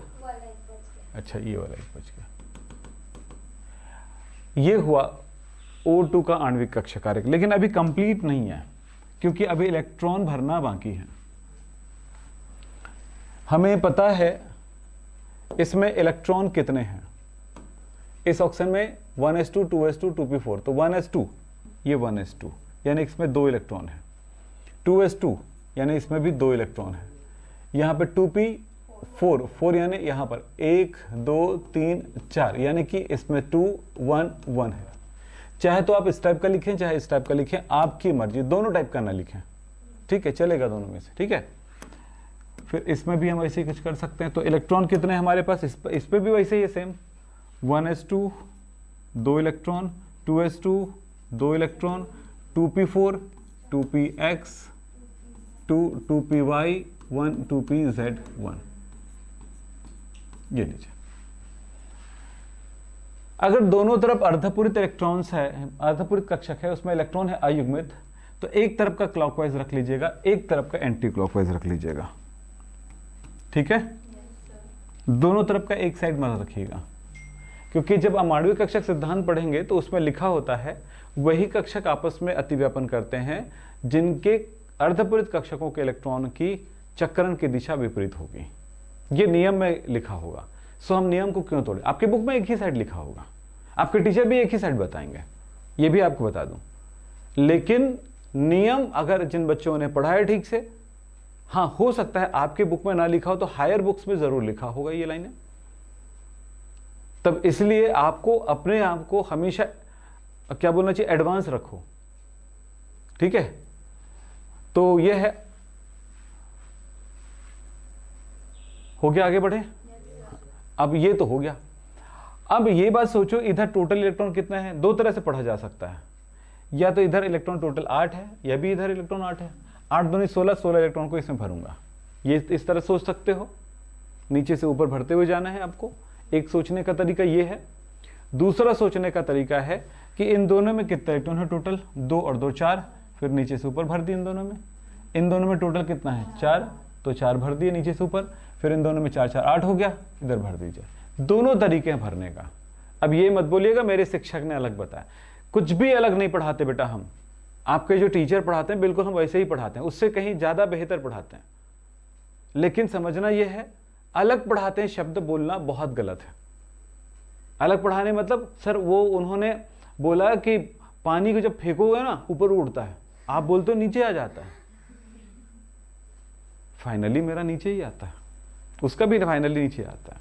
ऐसा कभी नहीं पढ़ा सकते, है ना। चलो जो भी वो होगा वही होगा, साइंस का फाइनल रिजल्ट एक ही होगा। तो चलिए कैसे भरना चाहेंगे, आपसे मैं पूछना चाहूंगा सीधे तो चलो 4 4 8 8 16 16 मैं नीचे से भर रहा हूँ, 16 है, अब पता है ना 16 है, अब दोनों मिला काट दूँ 16, तो 1 2 3 4 कैसे भरते हैं आपको पता है, हाँ 5 फिर 6। क्यों ऐसा हो रहा है कि एक एक कर डबल डबल क्यों भरते जा रहे हैं, क्योंकि इसका पड़ोसी तो कोई नहीं है ना समान ऊर्जा वाला। जब समान ऊर्जा वाला साथ में रहता है तो पहले एक एक करके भरता है फिर युग्मन करता है ना। यहाँ पर ऐसा कुछ नहीं, तो कितना हुआ 6 हो गया, फिर 7 फिर 8 9 10 11, यहाँ पे नहीं भरेगा 12 12 फिर 13 यहाँ नहीं चले जाएगा। क्यों, क्योंकि जब तक पूरा नहीं भर जाएगा उस ऊर्जा में बराबर ऊर्जा वाले में तब तक ऊपर नहीं जा सकता अगले में। हाँ 13 14 15 16 ये पहले ही पढ़ चुके इलेक्ट्रॉन भरने के नियम, कोई अलग नहीं है। ठीक है, तो क्या हुआ, नीचे से ऊपर भरते जाना है, समान ऊर्जा वाला आएगा तो पहले एक एक करके फिर युग्मन करके फिर आगे, यानी हर एक में युग्मन करने के बाद ही ऊपर चढ़ेंगे। यस, अब इसमें इलेक्ट्रॉन 2 है, मैं 2 भर दूं, 2 इलेक्ट्रॉन है 2 भर दूं, तो ये हुआ sigma 1s2 star sigma 1s2, ये सिग्मा 2s2 2 इलेक्ट्रॉन है, इसमें भी 2 इलेक्ट्रॉन, इसमें भी 2 इलेक्ट्रॉन है, इसमें 2 है, इसमें 2 है, इसमें 1 है, इसमें 1 है, इसमें 1 भी नहीं है। ठीक है, हो गया, नहीं है तो कहां भरोगे। अब फाइनल मैं लिख रहा हूं, यहां पर मेरे पास जगह नहीं है तो मैं यहीं पे लिख दे रहा हूं, O2 का इलेक्ट्रॉनिक विन्यास हमें पता चल गया। अब यह अलग बात है कि अभी तो मैं आपको दिखा के लिखता हूं, लेकिन बाद में बिना देखे भी लिख पाओगे आप। ठीक है, तो इसका इलेक्ट्रॉनिक विन्यास क्या दिख रहा है, देखो तो sigma 1s2 star sigma 1s2, sigma 2s2 star sigma 2s2, sigma 2pz2, पाई 2px2, पाई 2py2, फिर आता है पाई स्टार पाई 2px1 स्टार पाई 2py। ठीक है, फिर ये इसमें है ही नहीं तो लिखने की जरूरत नहीं है, लिखना चाहो तो लिख सकते हो। तो इलेक्ट्रॉनिक विन्यास हुआ sigma 1s2 star sigma 1s2, sigma 2s2 star sigma 2s2, sigma 2pz2 आया ना ऐसा ही, फिर क्या आएगा पाई 2pz, सॉरी 2px2 पाई। अच्छा यहां पर याद, हाँ नहीं स्टार्ट मैं बताता हूँ, एक बड़ी चीज बताता हूँ, ध्यान दीजिएगा, यहीं पे ध्यान दीजिएगा, यहीं पे ये दोनों की ऊर्जा बराबर है ना, तो कई बुक्स में ये जरूर लिखा हुआ मिलता है बराबर पाई 2py2। ठीक, दोनों की ऊर्जा बराबर इसलिए, फिर उसके बाद कॉमा, फिर क्या आएगा स्टार पाई 2px1, फिर यहां पर भी ये बराबर है। यस, तो आपको ये मिलेगा स्टार पाई 2py1। कई लोग ऐसे इस चीज को ऐसे लिखते हैं, जैसे ये लिखा गया आपका सिग्मा 2pz, ये 2, फिर इसके बाद कॉमा लगाएंगे, फिर लिखेंगे पाई 2px2, फिर लिखेंगे पाई 2py2, ऐसे करके ऐसे लिख देते हैं, तो ये गलत तरीका है, फिर ऐसे मत लिखिए, है ना, वैसे भी लिखते हैं। तो लिखने का कई तरीके हो सकते हैं, कॉमा लगा के भी लिख सकते हैं कंटिन्यूसली, तो ये उससे फ़र्क नहीं पड़ता है, पर जैसा लिखा जाता है आपके स्कूल, आपने बुक जो भी है उसे कंफर्म करो कि क्या आप लिखने हैं आपको, बाकी दोनों तरह से लिखा जा सकता है, या फिर नहीं तो मैं कॉमा लगा के भी लिख देता हूँ, कोई फ़र्क नहीं पड़ता उससे। तो ये है O2 का। प्रश्न आएगा O का इलेक्ट्रॉनिक विन्यास तो आराम से लिख पाओगे, लेकिन O2 का बोला गया तब ये आरेख बना के देखना पड़ेगा आपको। ये आरेख सिर्फ इतना ही नहीं है, अभी बहुत कुछ सिखाएगा, देखते जाइएगा। तो बना लोगे, मैं F2 का दूंगा, बना लोगे? Cl2 का दूंगा, बना लोगे? अब जैसे अब बात आता है कि मैंने आपको F2 दे दिया, अब मैं यहाँ पर एकदम रफ बना रहा हूँ, ठीक है, एकदम फाइनल रफ। F2 का बोला तो इलेक्ट्रॉनिक विन्यास F का क्या होता है? परमाणु क्रमांक 9, 1s2, 2s2, 2s2, 2p5, बस ये है। यहाँ से ये F होगा, ये F2 का होगा आणविक कक्षक, और यहाँ पर F का परमाणु कक्षक। यस, अब यहाँ पर होगा 1s2, 2s2, 2p5, एकदम फास्ट है। 1s2, 2s2, 2p5, ठीक है। यहाँ पर 1s एक कक्षक है, यहाँ पर 2 कक्षक आ गए, ये लीजिए, ठीक है। अब थोड़े से फास्ट चल रहा हूँ, ठीक है, अब समझ में आई बातें? थोड़ा फास्ट चलना जो उन बच्चों में दौड़ने नहीं आएगा, जिंदगी भर खिसकते खिसकते चलता रहेगा, है ना? क्लियर है एकदम? तो बराबर बनाइएगा, हम तो थोड़ा रफ के चक्कर में हम जानबूझ कर रफ और कर रहे हैं, ठीक है। ये लीजिए, इसमें 2 2 4 इलेक्ट्रॉन है, 1 2 3 4, इसमें 2 2 4 इलेक्ट्रॉन है, 1 2 3 4, यहाँ पर 5 5 10 है, 1 2 3 4 5 6 7 8 9 10। नाम sigma 1s2 star sigma 1s2, sigma 2s2 star sigma 2s2। ये अच्छा, यहाँ से नामकरण लिखते हैं ना, तो पाई 2p x2 पाई 2p y2, है ना? और ये क्या होगा? सिग्मा 2p z2, ये होगा स्टार पाई 2p x2 स्टार पाई 2p y2, और ये होगा star star sigma 2p z0। Yes, जिस चीज़ को सिखाने के लिए घंटे लगते हैं, उस चीज़ के लिए जब आपको सीख जाते हैं तो वो 1-1.5 मिनट से ज़्यादा का काम नहीं है। इलेक्ट्रॉनिक विन्यास अगर मैं ना भी बोलूं तो आपके दिमाग में आ चुका होगा। ट्राई करिए, लाइन से बोलिए। वो F2 का इलेक्ट्रॉनिक विन्यास बोलिए, क्या होगा? बोलो। सिग्मा 1s2, फिर स्टार सिग्मा 1s2, फिर sigma 2s2 star sigma 2s2, फिर आते हैं ऊपर चलते हैं, फिर क्या होगा? पाई नहीं वहां से नहीं बोलेंगे, नीचे से बोलेंगे। वो बोलते भरते समय आपने भले ऐसे भरा हो, लेकिन लिखते समय ऐसे लिखेंगे। तो क्या आएगा? सिग्मा 2pz2, फिर स्टार पाई 2px2, फिर आएगा स्टार पाई 2py2। हाँ, हम तो नीचे वाले तो कर चुके हैं, आपने का ध्यान कहाँ था? हमने बोला ही है। हाँ, आप तो वहीं पर अटक गए थे। हमें पता है भाई, हम एकदम कॉन्शियस में हैं, ठीक है। तो फिर उसके बाद आता है, ऊपर जाते हैं आप, फिर यहाँ पे स्टार पाई 2px2, ठीक है, फिर स्टार पाई 2py2, फिर ऊपर चले गए और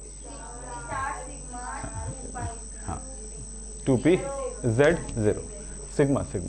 तो यहाँ हमने यहाँ तक पूरा बोल लिया था जहाँ पे तुमने मुझे टोका। हाँ, फिर उसके बाद हम यहाँ पे जा रहे थे, उसके बाद ठीक।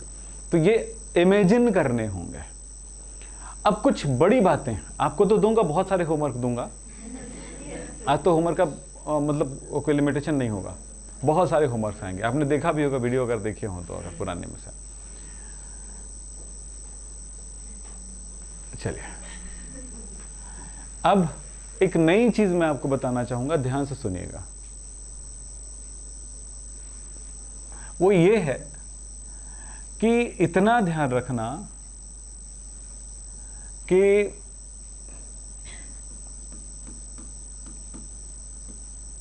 रुपया वाला नहीं ना, नहीं तो अक्सर दो ना ऐसे हो जाता है। फिर आखिर में कुछ बातें याद रखेंगे। जब मैं कोई चीज़ याद रखना चाहता हूँ ना, रखाना चाहता हूँ, ठीक है। अमन MBBS MD, ओके, नमस्ते। नीट सफल बैच की क्लास टुडे टाइमिंग क्या है?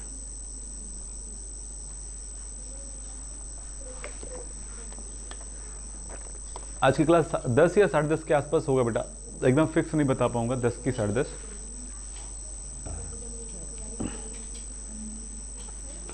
चलिए,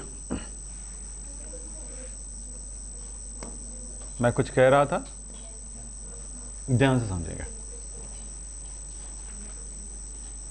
जो बोलूं ध्यान से सुनिएगा। जब भी मुझे कोई चीज़ ध्यान से सुनाना होता है ना, थोड़ा रिलैक्स कर लेता हूं आपके लिए, तो आपका दिमाग रिलैक्स हो जाए। जब कभी भी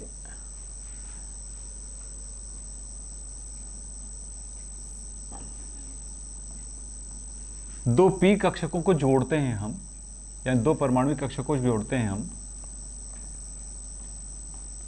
ठीक है, तो कुल इलेक्ट्रॉन दोनों तरफ मिला करके पी में कुल इलेक्ट्रॉन, याद रखना, पी में तो दोनों पी में कुल इलेक्ट्रॉन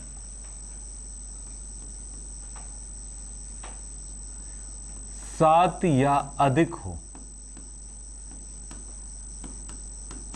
तो क्या होता है, ये जो अभी पढ़े थे ना, पी कक्षक इस तरह से 2 और 1 में टूटता है, 2 और 1 में इस तरह से टूटता है, ये वाला होगा, ठीक है।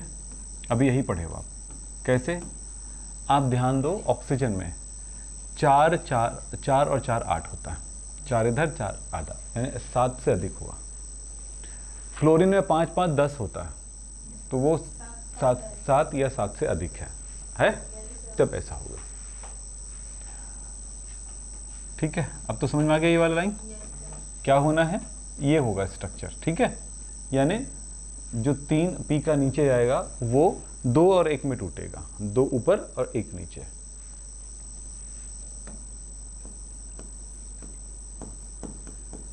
परंतु 6 या कम हो तो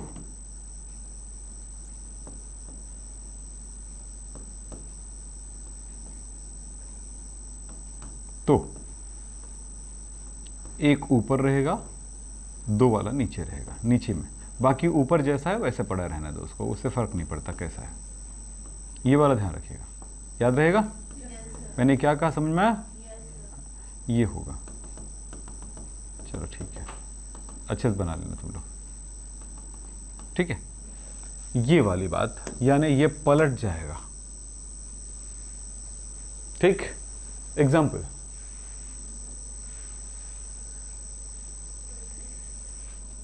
N2 अणु का आणविक कक्षक आरेख,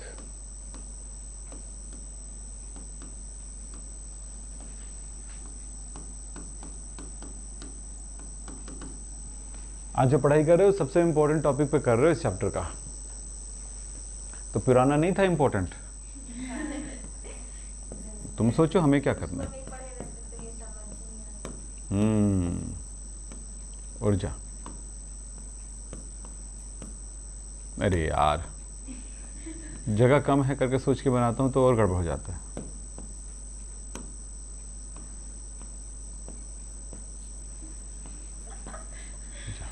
ठीक है, हो गया। अब किसका बनाना है, N2 का, तो क्या होगा, N2 अणु का आणविक कक्षक, molecular orbital of N2 molecule, यहां पर होगा N का, N परमाणु का परमाणविक कक्षक, N परमाणु का परमाणविक कक्षक, ठीक है। इलेक्ट्रॉनिक विन्यास नाइट्रोजन का क्या होता है, परमाणु का 7, इलेक्ट्रॉनिक 1s2 2s2 2p3। अब ध्यान देना बेटा, 2p3 है ना ये, अगर दोनों का pp मिले तो कितना होगा, तो क्या हुआ, 6 या 6 से कम हो तो पलट जाएगा। यही मजेदार चीज है, एग्जाम में इसी को डालते हैं स्टूडेंट को, बनाओ ऐसे। अब समझ में आ गई? तो यहां पर होगा 1s2 एक कक्षक हो गया, 2s2 एक कक्षक हो गया, 2p3 ये तीसरा कक्षक हो गया, ठीक है। इधर भी ऐसा ही है,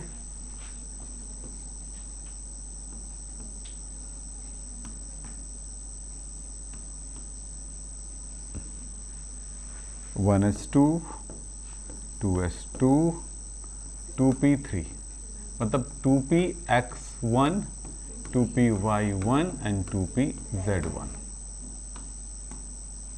चलो इलेक्ट्रॉन 2, अब तो फटाफट कर सकोगे।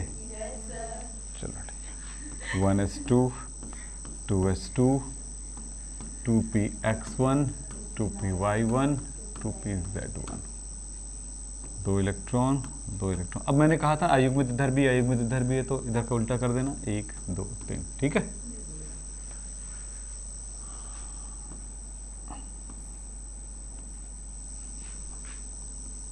इधर तो कुछ नहीं करना है, अब बना पाओगे ना? बराबर रहेगा, आपकी कॉपी में दिखता है लाइनें लाइनें हैं, तो आराम से बराबर बन जाता है। 2 इलेक्ट्रॉन 2 2 4, 1 2 3 4, नाम सिग्मा 1s2, इसका नाम स्टार सिग्मा 1s2। अब तो फटाफट कर पाओगे, अलग अलग सीखने की जरूरत नहीं है, सीधे से आप काम कर सकोगे। आप लोग सोचते होगे सर आते हैं पढ़ाते हैं जाते हैं, हम सोचते हैं रात भर कि आपको पढ़ाना कैसे है, क्या टॉपिक पहले लें, कितना आगे बढ़ सकते हैं, कितना हम रुक सकते हैं, सब प्लान चलते रहता है। आप लोगों को मजाक लगता है, इसीलिए मैं बोलता हूँ अक्सर कि जितना जल्दी हो सके रिटायरमेंट ले लूँगा, पढ़ाना छोड़ दूंगा, ताकि अपनी ज़िंदगी अच्छे से जी पाऊँ। ठीक है, चलिए रिटायरमेंट ही है ज़िंदगी भर, और क्या। चलो यहाँ पे क्या करेंगे, क्या होता है, ये नॉर्मल यही होता है, लेकिन 6 या कम हो तो क्या करने के लिए बोला था? हाँ, एक वाले को ऊपर करना है, ठीक है, क्योंकि सिग्मा बॉन्ड स्ट्रांग होना चाहिए, ज़्यादा एनर्जी वाला होना चाहिए। तो ये 1 ये 2, हर बात का कोई ना कोई मतलब होता है ना, ध्यान रखना। और यहाँ मतलब में भागेंगे ज़्यादा तो कभी बेमतलब वाली बात हो, इसलिए हो जाएगा कि याद रखना मुश्किल हो जाता है, हर चीज़ का मतलब क्या है।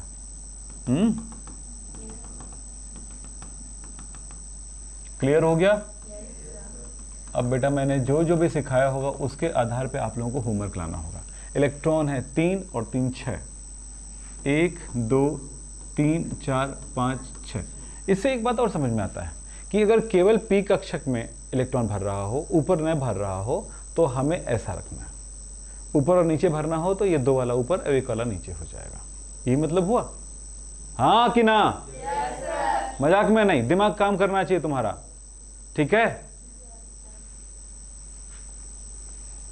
एक चीज, एक दिन की बात मुझे याद है, बड़े प्यार से पढ़ाता हूं मैं अक्सर, थोड़े से अच्छे से, और साउंड उस टाइम बहुत हाई रखता था, गला मेरा जो बैठा बैठा जो लगता है ना, उस ज़माने की मेरी बहुत बड़ी गलती हुआ करती थी, बहुत चिल्ला चिल्ला के पढ़ाता था। 250 स्टूडेंट एक हॉल में बैठे हैं और उसको पढ़ाना कैसे, ना बिना माइक ना कुछ, शुरुआत ऐसी होती थी, है ना, सुपर साउंड।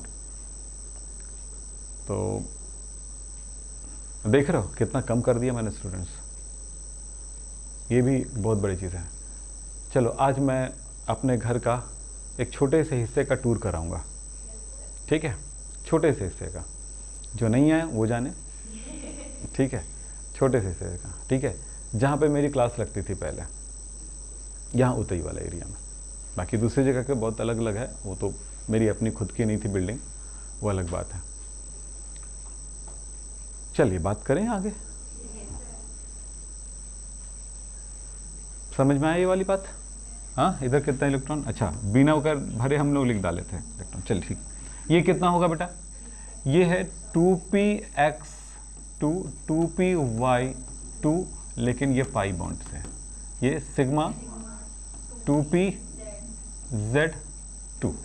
अब यहाँ पर तो कुछ है ही नहीं है, तो फिर भी पाई 2p, हाँ स्टार लगा के, x0 स्टार पाई 2py0, फिर ये है सिग्मा स्टार लगा के 2pz0, ठीक है। इलेक्ट्रॉनिक विन्यास लिख पाओगे? हमेशा ये करने के बाद लास्ट में इसका इलेक्ट्रॉनिक विन्यास जरूर लिखिएगा। किसका? N2 का। पहले N का निकालते, आज N2 का निकाल रहे हो, वाह।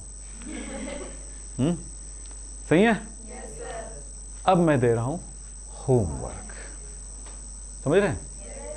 अब आपका होमवर्क कुछ ऐसा दिखेगा, ये समझ में आ गया? ऐसा मैं बताता हूं।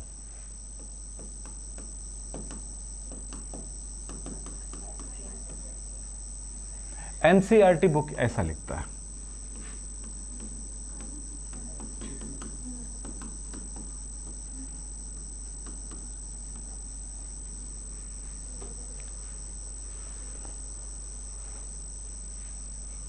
या कुछ अदर बुक ऐसा लिखता है,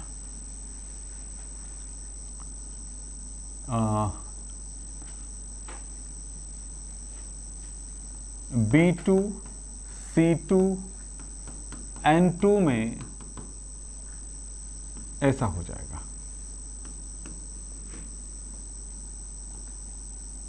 अलग अलग लोग अलग अलग तरह से बताते हैं, ठीक है? एकदम सीधा सीधा लाइन अप कर दिया आपको, ठीक है? ऐसा होगा करके, ठीक है? तो अलग अलग बुक्स अलग अलग तरह से लिखते हैं। और भी हो सकता है कि अभी कुछ और दर्ज हो, तो मैं कुछ नहीं कह सकता, अभी लेटेस्ट मैंने पढ़ा नहीं उसको। अक्सर पढ़ाने से पहले पढ़ता हूँ ज़रूर, लेकिन अभी नहीं देखा, तो इससे कोई फ़र्क नहीं पड़ता। आपको ये नहीं बताना होगा कि ये बुक में वो लिखा है, वो बुक में ऐसा लिखा है। ऐसा एक पर्टिकुलर चीज़ को जानना ज़रूरी है, उसके बाद आप बना लीजिए, ठीक है? और जो भी ये जमावट रहता है ना बेटा, एक प्रैक्टिकली कुछ प्रमाणों के आधार पर रहता है, इसलिए उन प्रमाणों को हर जगह पे हमें नहीं पता रहेगा ना एक स्टूडेंट को। बस जो बनाने के लिए बोलेगा, हम एक थ्योरी बनाएंगे, उसके बेस पर हम काम करेंगे। चलो, अब आपको मिल रहा है होमवर्क।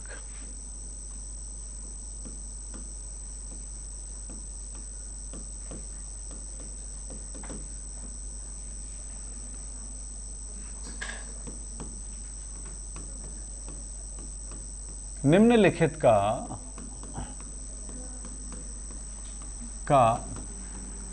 आणविक कक्षक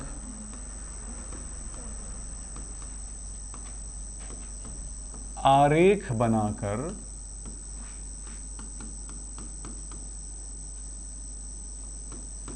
आणविक कक्षक आरेख मॉलिक्यूलर ऑर्बिटल डायग्राम बनाकर उसके गुणों की व्याख्या कीजिए।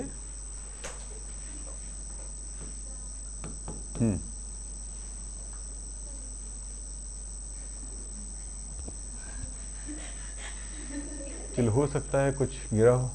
गुणों की व्याख्या कीजिए।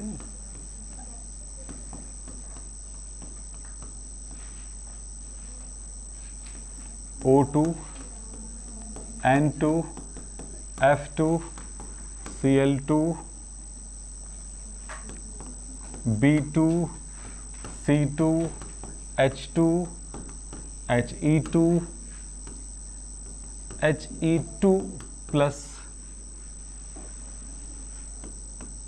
N2 प्लस N2 2 प्लस, या इसी चीज़ को हम ऐसा भी लिख सकते हैं ना, ध्यान रखना, N2 2 प्लस ऐसा भी लिख सकते हैं, या ऐसा भी लिख सकते हैं N2 प्लस 2। एक ही मतलब है तीनों का, ये ध्यान रखिएगा, तीनों का मतलब एक ही है, ठीक है? ध्यान रखिएगा, कैसा भी लिखा हो सकता है। N2 minus N2 2 minus O2 plus O2 minus O2 2 plus O2 2 minus. अभी नहीं हुआ है। NO plus CO plus NO minus आदि। ये आपका होमवर्क है, सबको बनाना है, सबको, क्योंकि जब बनाओगे तो कठिनाई आएगी, और कठिनाई आएगी तब समझ आएगा, तब सीखेंगे।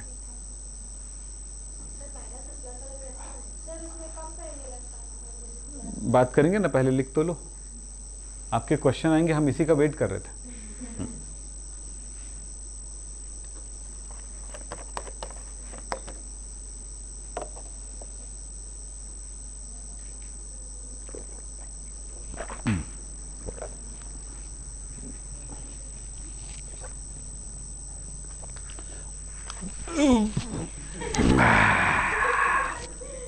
लाओ गिलास लाओ। अच्छी फीलिंग आती है इस जगह पे। मैं इसको डेमो के लिए लाया हूँ, अगर अच्छा लगेगा ना तो एक रूम में पूरा बिछाऊंगा इसको, फिर और अच्छा लगेगा ना तो पूरा गार्डन में बिछाऊंगा मेरे यहाँ का। चलो हो जाए। ऐसा रहता है ना लोगों का, है ना इस टाइम। रख यार। ऑनलाइन वाले लोग को नीचे नहीं दिख रहा होगा। अच्छा,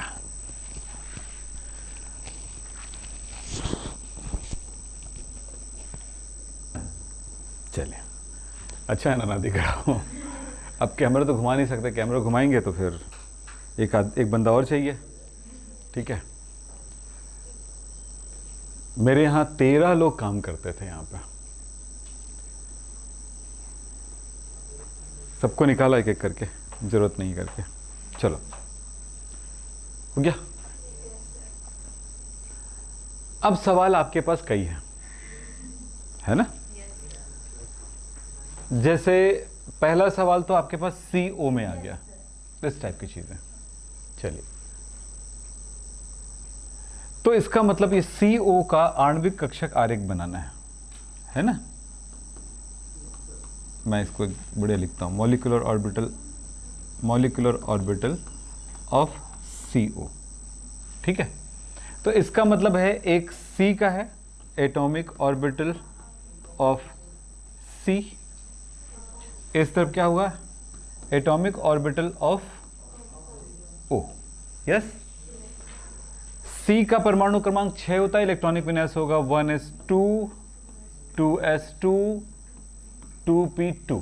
यस, अब थोड़ा फास्ट चलो यार, एकदम बच्चों की तरह क्या खेलना, है ना?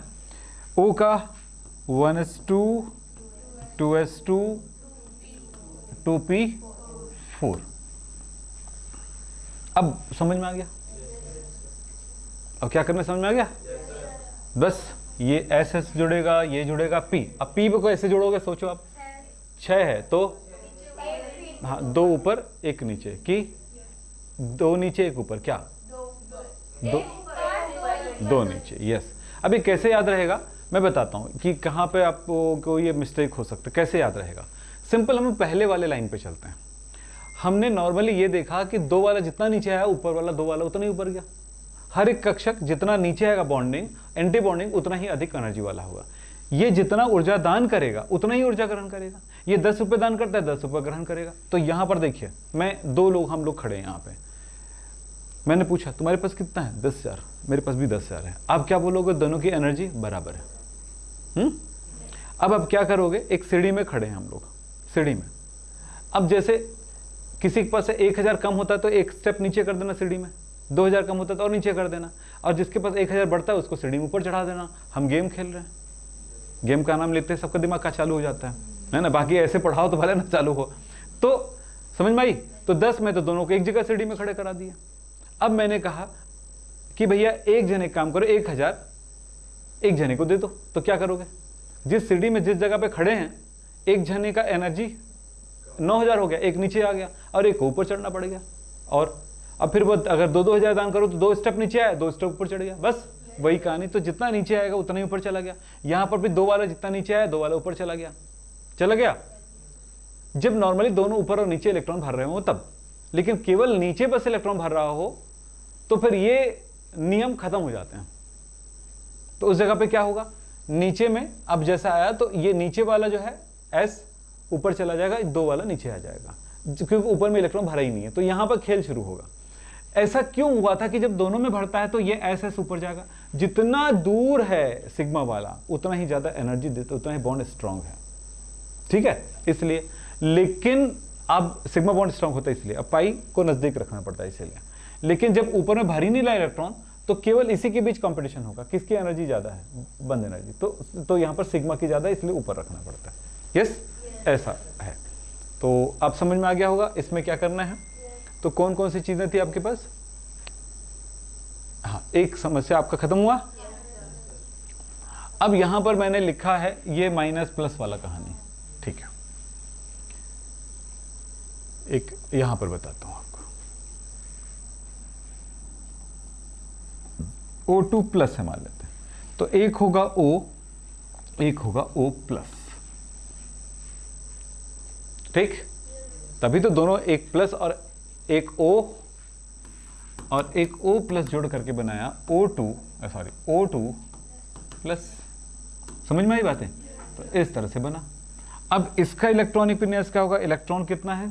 8, 1s2 2s2 2p4। इसमें प्लस है मतलब इलेक्ट्रॉन कम हो गया है। 1s2 2s2 2p3। क्लियर? पूरा बना के रखना है ना। अगर नहीं बनाए तो हम नहीं जानते भाई, पाप तो जरूर लगता है। बोले सर समय कहाँ है, ये सब समझ में आ गया, बाद में देख लेंगे। एग्जाम के टाइम जब जाओगे ना एग्जाम में लिखने, तो बहुत सारे कंफ्यूजन आएंगे। हो गया? क्लियर है? अब मान लो हमारे पास है O2 माइनस, तो एक O है एक O माइनस है, तो इसका मतलब हो 1s2 2s2 2p4। ये तो वैसे ही है। ये क्या होगा? 1s2 2s2 2p5 होगा। अब ये भी सोच रहे थे चलो इसमें 2 बार माइनस है, मतलब ये भी माइनस वाला वो भी माइनस वाला, तो ये भी 5 हो जाएगा, वो भी 5 हो जाएगा। बात समझ में आ गया? हाँ जी, चलिए ठीक है, मैं एक वाला ही बता देता हूँ इस जगह पर।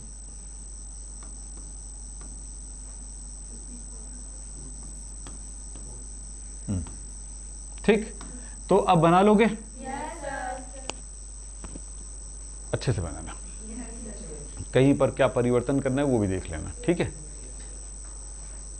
अब आगे बढ़ते हैं। इतना तो हो गया हमारा काम, होमवर्क भी मिल गया आपको। आणविक कक्षक सिद्धांत की बात करते हैं, ठीक है। आणविक कक्षक सिद्धांत को नहीं, हमने आज तक कई बैचेस हैं जहां पर इतने बढ़िया बच्चे नहीं थे, तो हमने क्या किया, 2-2 3-3 दिन पढ़ाया एक एक चीज़ों को। अच्छे बच्चे आते हैं तो एक दिन में हो जाता है, बस इतनी ही अंतर आती है ना। तो चलो क्या बोलते हैं, आणविक कक्षक सिद्धांत को हमने, अच्छा जिन बच्चों को लगता है कि ये थोड़ा फास्ट था, तो पुराने रिकॉर्डिंग भी है हमारे पास, इसलिए बोले कि 2-2 चीज़ें हमने दिया है, ठीक है। अब देखते हैं, चलिए। इस सिद्धांत को दिया था हुंड और मुलिकन ने, हुंड एंड मुलिकन, इन लोगों ने दिया था। इस सिद्धांत को दिया था 1932 में, ठीक है।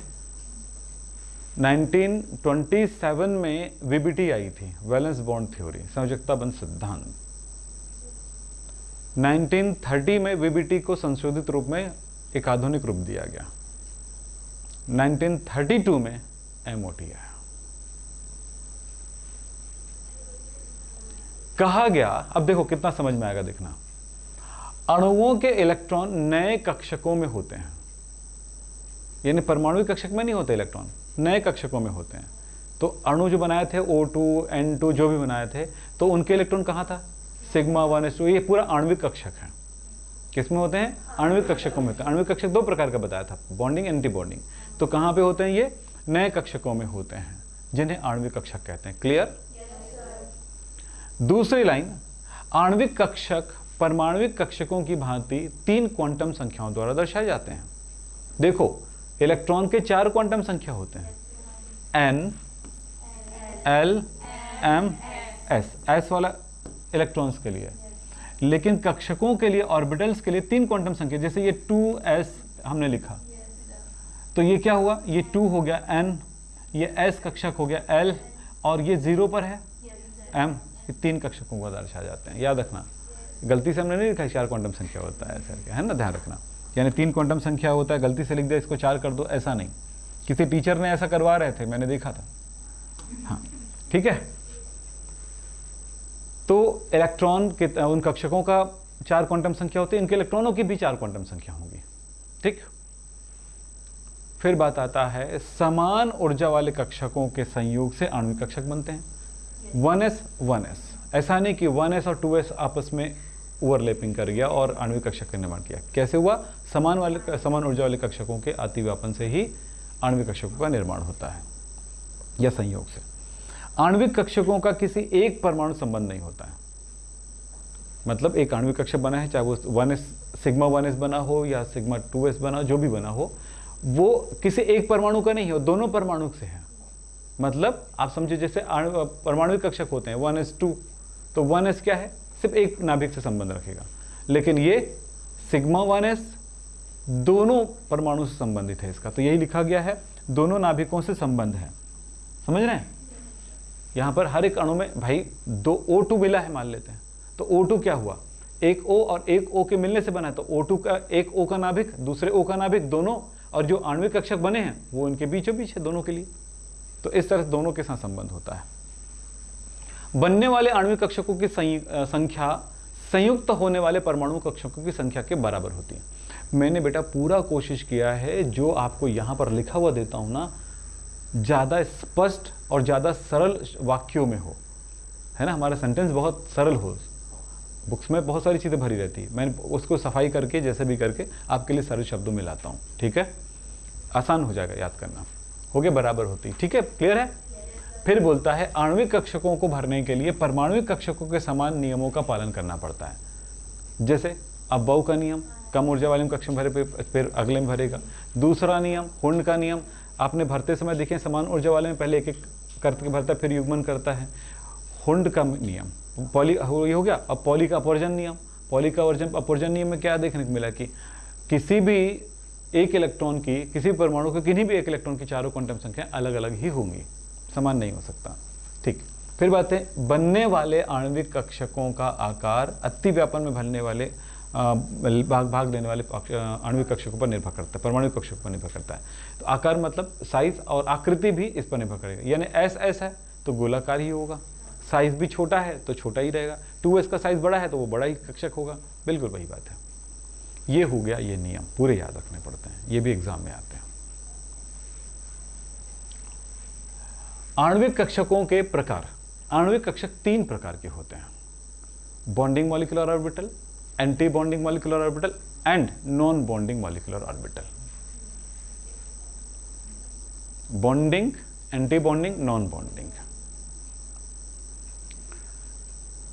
नीचे वाला था बॉन्डिंग, ऊपर वाला था एंटी बॉन्डिंग, लेकिन दोनों के बीच अगर बन गया तो नॉन बॉन्डिंग है। ठीक, अगर मान लो एस कक्षक ये और दोनों आकर के यहां पर ऐसे बना लिए तो नॉन बॉन्डिंग है। नॉन बॉन्डिंग बनेगा जब भी, तब याद रखना किसी प्रकार का कोई बंधन नहीं होगा। बॉन्डिंग बनेगा तो बंधन होगा, एंटी बॉन्डिंग होगा तो बंधन को कमजोर करेगा। ठीक, क्या हो गया, नहीं बनता वो भाई साइंस है। ऐसा हो गया ना, एक आदमी धरातल पर रहे तो जिंदा रहेगा, है ना, यहां भी रहेगा तो जिंदा रहेगा, वहां भी रहेगा जिंदा रहेगा। साइंस तो यही कहता है ना। हमने दूसरे चांद में भी भेज दिया, जिंदा है। ठीक है, तो चलो वहीं फैलते कूदते हैं फिर आ जाते हैं, पॉसिबल है। वहां पर तो पूरे सपोर्टिंग सिस्टम में रहेंगे ना भाई, ऐसे सिंपल थोड़ी रहेंगे आप, है ना। तो साइंस ये कहता है कि अगर इस जगह पे जिंदा हो, जो इन्वायरमेंट है वही इन्वायरमेंट अगर उस जगह पे हो तो जिंदा रह जाओगे। पर जाके दिखाओ, बड़ा आसान लगता है ना सबकी सोचना कि अभी कल ही देखे थे अपने आसपास की बारिश परसों हुई रात में अच्छी खासी, तो कुछ लोग बह गए, कुछ लोग मर गए, कुछ लोग कुछ हो गया नहीं। सोचना आसान है, होने देने बारिश से क्या फर्क पड़ता है, सोचना आसान है, पर उसके पीछे जो कुदरती रीज़न है वो भी बहुत सारी मायने रखता है। फिर इन चीज़ों को मैं आपको कल की क्लास में समझाऊंगा, ठीक है, क्योंकि धीरज ज़रूरी है। ठीक है, तो आज की क्लास यहीं पर समाप्त करेंगे और कल एक चीज़ और सिखाऊंगा। जिस प्रश्न में आपने देखा होगा ये वाला, क्या कौन सा भाग, ये इन उनके गुणों की व्याख्या कीजिए। अब गुण नहीं लिख पाएंगे, इसलिए बोल रहा हूँ आपकी कॉपी में 2 पेजेस हैं, है ना, 2 पेज इस पेज में बनाओगे, इस पेज को खाली छोड़ोगे, क्योंकि उस तरफ आपको गुण लिखना है सबका, और कैसे लिखा जाता है वो सिखाऊंगा कल। और कल होगी ये वाली क्लास, परसों होगा क्लोजिंग क्लास, है ना, नर्सों होगा नया चैप्टर। ठीक है, और हो सकता है टेस्ट भी हो। हाँ, मेरे क्लास के साथ क्लास 11th में जुड़ना चाहते हैं या क्लास 12th में भी जुड़ना चाहते हैं या शिक्षक भर्ती का जो एग्जाम हो रहा है उनके लिए केमिस्ट्री की तैयारी करना चाहते हैं, तो किसी भी तरह की तैयारी करना चाहें, आप मुझे इस नंबर पर कॉल कर सकते हैं। इस नंबर पे जो आपको नंबर दिया है, यह नंबर आपको मिलेगा लगभग सुबह 10:30 बजे से 10 बजे से लेकर के शाम को 5 बजे तक मिलेगा। तो इस नंबर पर हमें कॉल कर सकते हैं। जिस नंबर पर भी आप कॉल करेंगे, दो नंबर हमारे पास है, 9827497052 और 9644562030। दोनों में नंबर पे कॉल कर सकते हैं और जिस नंबर पे कॉल करें आपको वो काम, आपका काम बन जाएगा। या फिर हमें व्हाट्सएप भी कर सकते हैं, या हमारा विक्रम हैप केमिस्ट्री ऐप है, उसमें जाकर के हमारी क्लास ले सकते हैं। विक्रम हैप केमिस्ट्री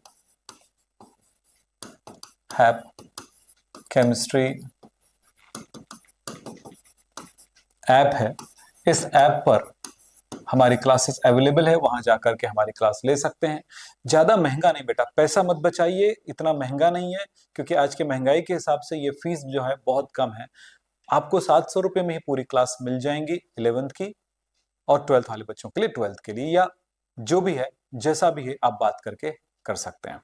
तो क्लास में ज्वाइन करें। इससे क्या होगा, आपको हैंड रिटन नोट्स मिल जाएगा, लाइव क्लास मिल जाएंगे, सारे रिकॉर्डेड क्लास मिल जाएगा जिसमें एक एक चीजों को सिखाया गया है।